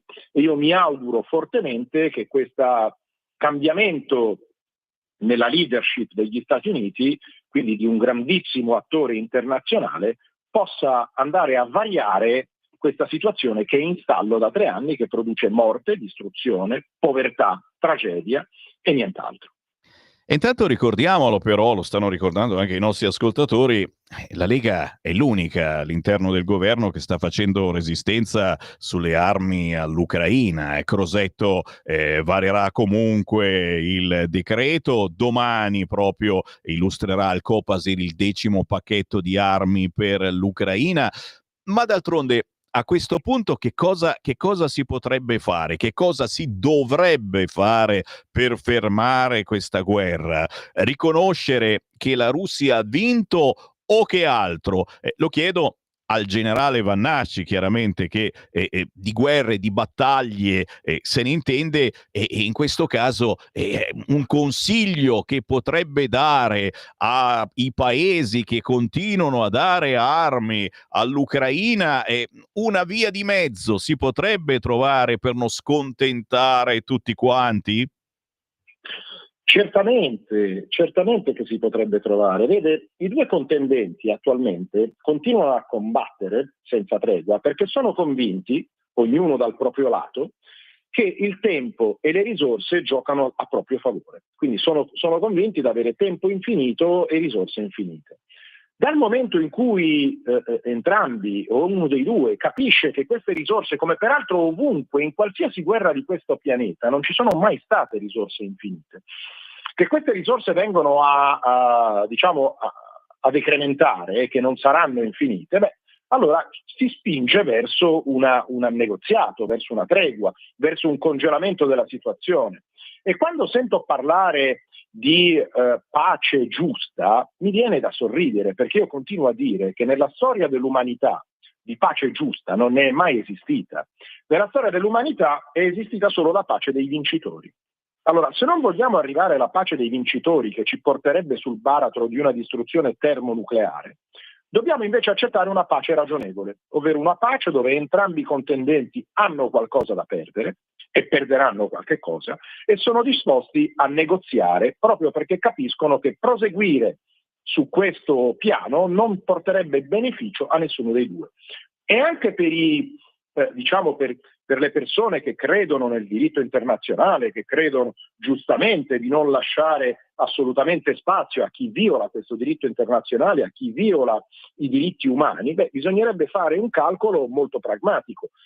Quanto violeremmo ancora il diritto internazionale e i diritti umani continuando invece questa guerra? Ricordando che il primo dei diritti umani è il diritto alla vita. Quindi quanti morti ci porterebbe in più la continuazione di questa guerra rispetto certamente a una soluzione, se vuole di comodo, ma che almeno cesserebbe i combattimenti ai limiti orientali del nostro continente. E questo è una prima considerazione che faccio. Inoltre, un'altra considerazione che vorrei fare su queste sanzioni è che queste sanzioni ci portano a un cortocircuito incredibile, perché se è vero che l'Unione Europea si vanta di continuare a inasprire queste sanzioni, è anche vero che dovrebbe rendersi conto dei grandissimi limiti che queste sanzioni portano. Paradossalmente sembrerebbe quasi che funzionino al contrario, perché sembrerebbe che rendano la Russia sempre più indipendente dall'Unione Europea e dall'Occidente. Questo si è avverato quando subito dopo lo scoppio della guerra era stata isolata dal sistema bancario SWIFT e la Russia nel giro di poche settimane ha ovviato a questo problema informatico adottando un altro sistema. La stessa cosa è successa quando è stato praticamente inibita la possibilità di accedere ad Apple Pay, a Google Pay, e la Russia chiaramente ha trovato un altro sistema usufruendo di altre piattaforme che la rendono sempre più indipendente. E poi parlando proprio di questioni commerciali, se noi inaspriamo le sanzioni commerciali con la Russia, è normale che che lo scambio commerciale va verso altri paesi e anche l'Europa deve fare la stessa cosa. Guarda caso l'Italia, quando ha cominciato a diminuire l'importazione di idrocarburi dalla Russia, ha dovuto rivolgersi ad altri paesi. Due dei più importanti sono per esempio l'Algeria e l'Azerbaigian. Guarda caso, proprio questi due paesi hanno aumentato l'interscambio commerciale con la Russia. L'Algeria ha tutte le forze armate che hanno armamenti russi e quindi trasforma i proventi dalla vendita di gas all'Italia e all'Unione Europea in rubli che verranno spesi per le armi. E la stessa cosa l'Azerbaigian. L'Azerbaigian, che non è mai stato un grande amico della Russia, in quanto la Russia ha sempre supportato primariamente l'Armenia, è diventato uno dei primi partner commerciali proprio a seguito dell'inizio delle ostilità con l'Ucraina e a seguito della necessità sia per la Russia che per l'Azerbaigian di incrementare lo scambio commerciale fra i due grandi paesi. Quindi si crea quasi un cortocircuito, ricordando per esempio che il Brasile è stato il primo importatore di diesel dalla Russia nel 2023 e guarda caso pochi giorni fa la Commissione europea conclude l'accordo del Mercosur col quale si garantiscono un interscambio facilitato con i paesi del Sud America di cui il Brasile fa parte. Quindi c'è proprio un cortocircuito che sembra quasi fare in modo che queste sanzioni non possano funzionare. Pronti a farci inondare dalle schifezze del Sud America? Tantissimi WhatsApp ti ringraziano. Il generale Vannacci è la migliore garanzia per non farci mettere in grossi guai con la guerra in Ucraina, un vero combattente per la nostra indipendenza. Generale Roberto Vannacci, è stato un piacere, buon lavoro, ma naturalmente gli auguri di un buon Natale. Grazie mille, buon Natale a tutti voi e a presto su queste onde. Qui Europarlamento. E qui la voce di Sammy Varin, grazie davvero all'europarlamentare in quota Lega, eletto come indipendente Roberto Vannacci, e grazie al gruppo Patrioti per l'Europa che ci consente di fare questo collegamento.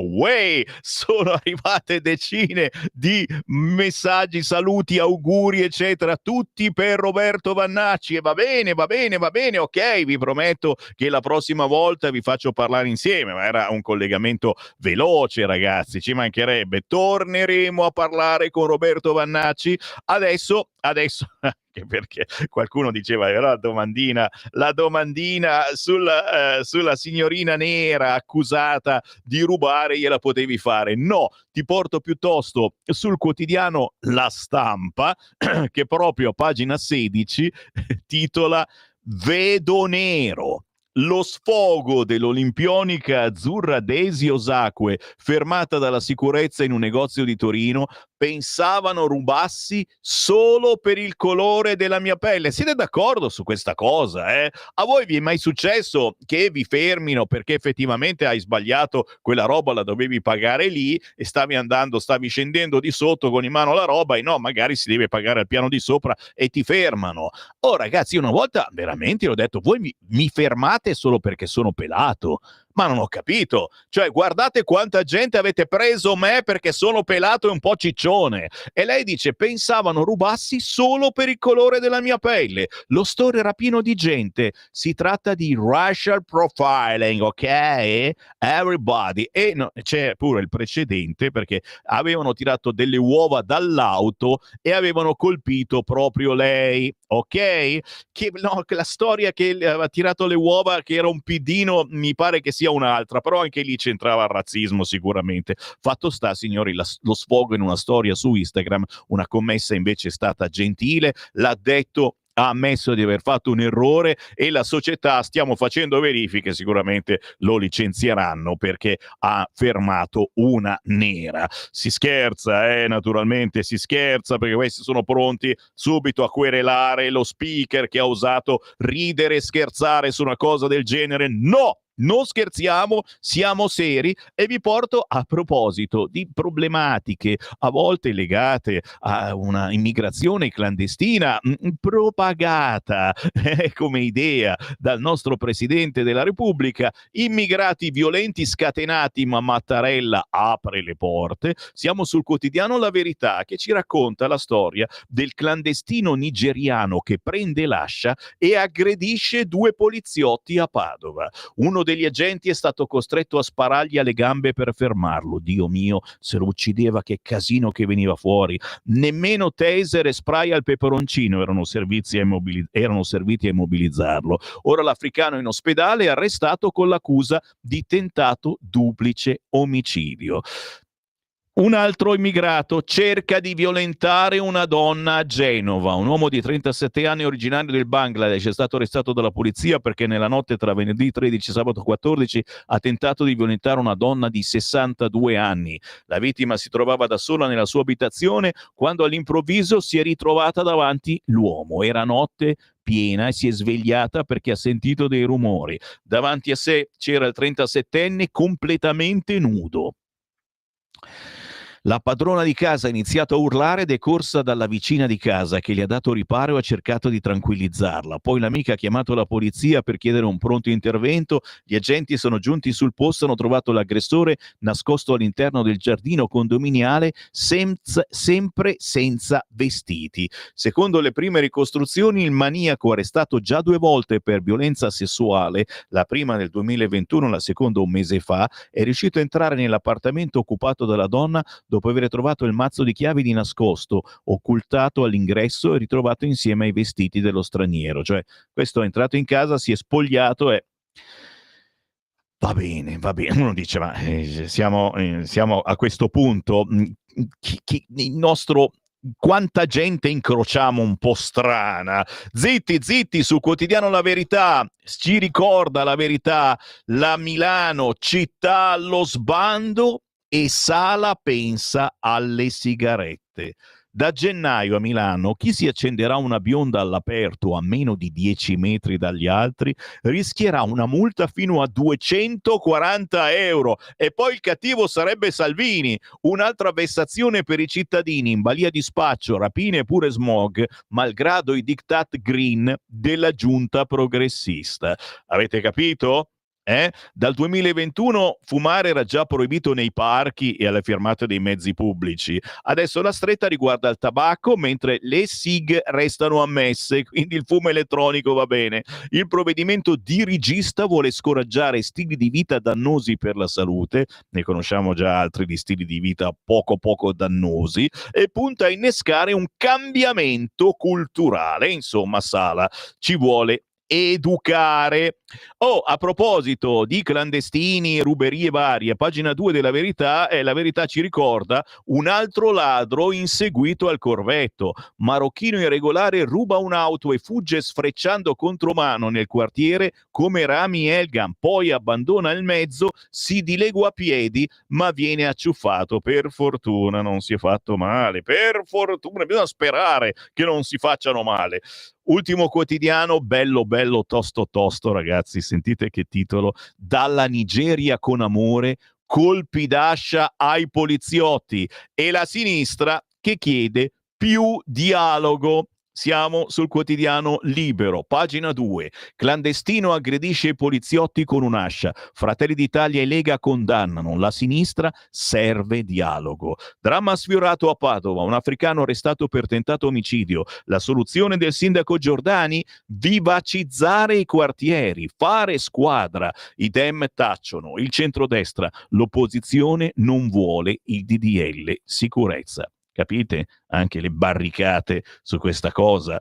Chi è il potenziale killer? Ce lo ricorda Serenella Bettin, l'irregolare sbarcato in Italia 8 anni fa. Nel curriculum del nigeriano, denunce per violenza e resistenza a pubblico ufficiale. Naturalmente la colpa va a questo governo. Chiaro, chiaro. Libero ricorda meno 3 giorni alla sentenza del processo, Salvini rischia 6 anni, ma le scelte su Open Arms furono condivise con il Movimento 5 Stelle. All'epoca del governo giallo-verde, da Conte a Toninelli, furono in molti a rivendicare la politica del pugno duro contro gli sbarchi di clandestini. Però, una volta in aula a Palermo, sono stati colti da improvvise amnesie, racconta Libero, che parla anche di Saviano, che nega ai blitz di Caivano: Meloni non combatte la mafia, il sermoncino in prima serata a 8:30. E poi qui siamo veramente nel drammatico, lo psicodramma su Tony F.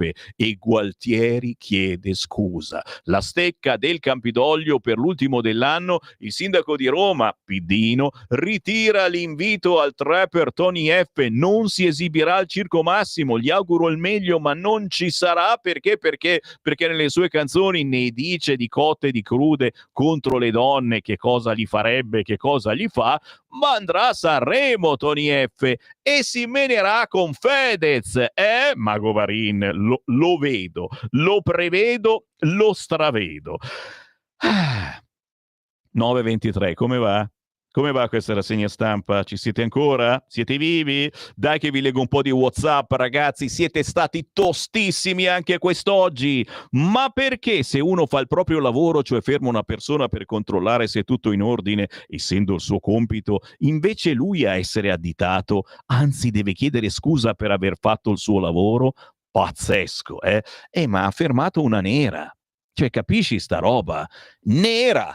E se nera non la devi fermare, e se la fermi vuol dire che sei razzista. È sempre la storia, la solita storia del corvetto, sempre quella. Stiamo attenti a cosa facciamo, a come parliamo. Il sindaco Dem Giordani va cacciato. Padova è diventata come Milano, Roma, Firenze, tutte giunte rosse di vergogna.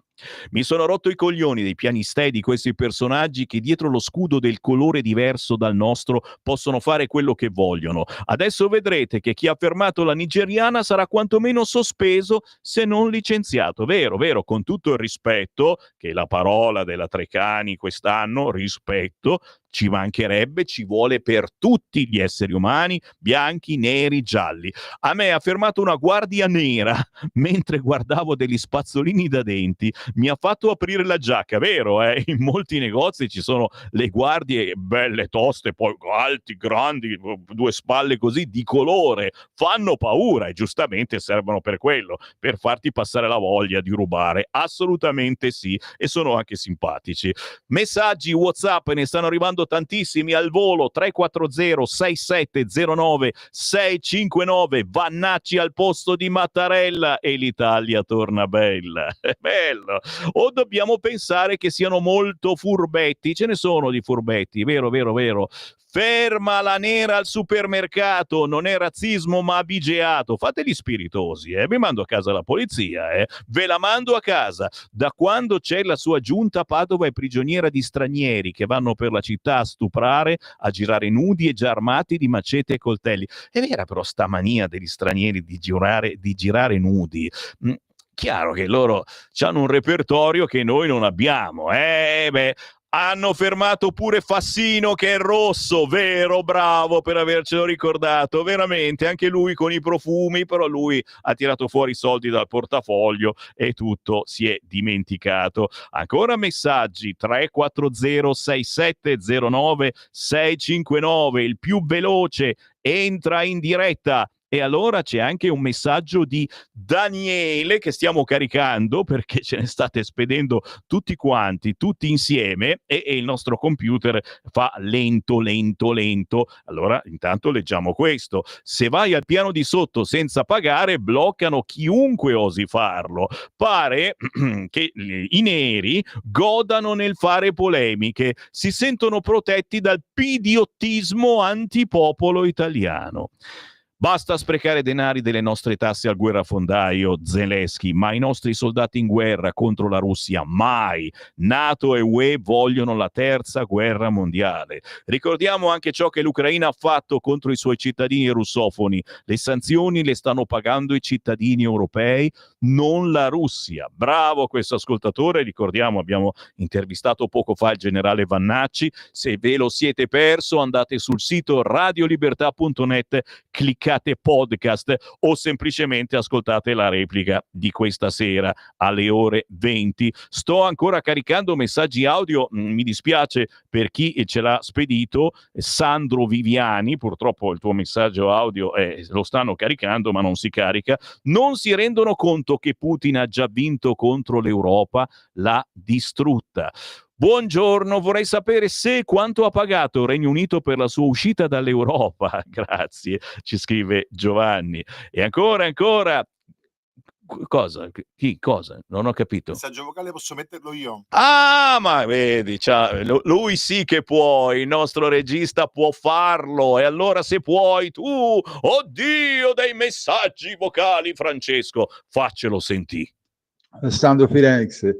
No, nulla, dico, permettemi la parola, che palle, cioè questa signora, colore o non colore, italiano o non italiano, olimpione o non olimpione, se la cosa che aveva comprato doveva pagarla al piano di sopra, se la vedono scendere, è chiaro che la sorveglianza la ferma e dice guarda, devi andare a pagare, e basta, per favore. Il brutto è che si dà anche spazio sui giornali, e basta, perché veramente, cioè, continuare a usare la parola razzismo per qualunque sciocchezza ne leva tantissimo significato a quella parola.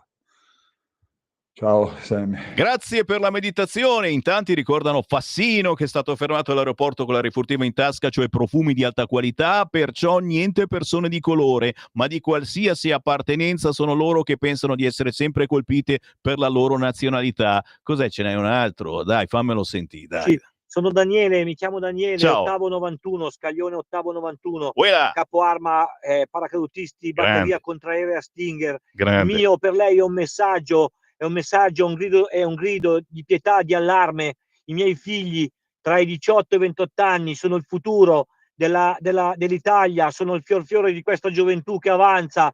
Abbiamo bisogno di un uomo forte, facciamoci avanti, andiamo avanti, forza generale, facciamo pulizia, andiamo avanti. Qui c'è da fare molto lavoro e da mettere a posto un po' di cose. Forza, ci vuole un uomo forte come lei. Forza generale, avanti. Grazie. Folgore sempre. Grazie, allievo servente radiofonista Sammy Varin. Io ero sui carri armati però. Sammy, bisogna invitare la discobola a rivolgere le sue lamentele ai numerosi suoi conterranei di origine che inducono a essere sospettosi, scrive Luciana. Bene l'arrivo del generale, che così spiegherà ai quei zucconi quanto ci costano ai italiani l'invio delle armi all'Ucraina e la chiusura con la Russia. Mi auguro anche che abbia qualche parolina per Mattarella, che prima di guardare gli altri cittadini dovrebbe guardare ai nostri cittadini. Io suggerirei a Giorgetti di sottoporre i conti al tanto grandeur Mattarella. Signori, mi fermo, sono arrivati tanti WhatsApp e vi ringrazio. Al 3406709659 non ne butto via neanche uno. Io alle 11 ritorno in onda, avremo un ospite canterina, la grandissima rocker Pia Tuccitto, ma poi avremo anche Alberto Gusmeroli per parlarci di manovra economica. Alle 11:30 il consigliere regionale della Lega Simone Perron. Restate lì, ci ritroviamo più tardi.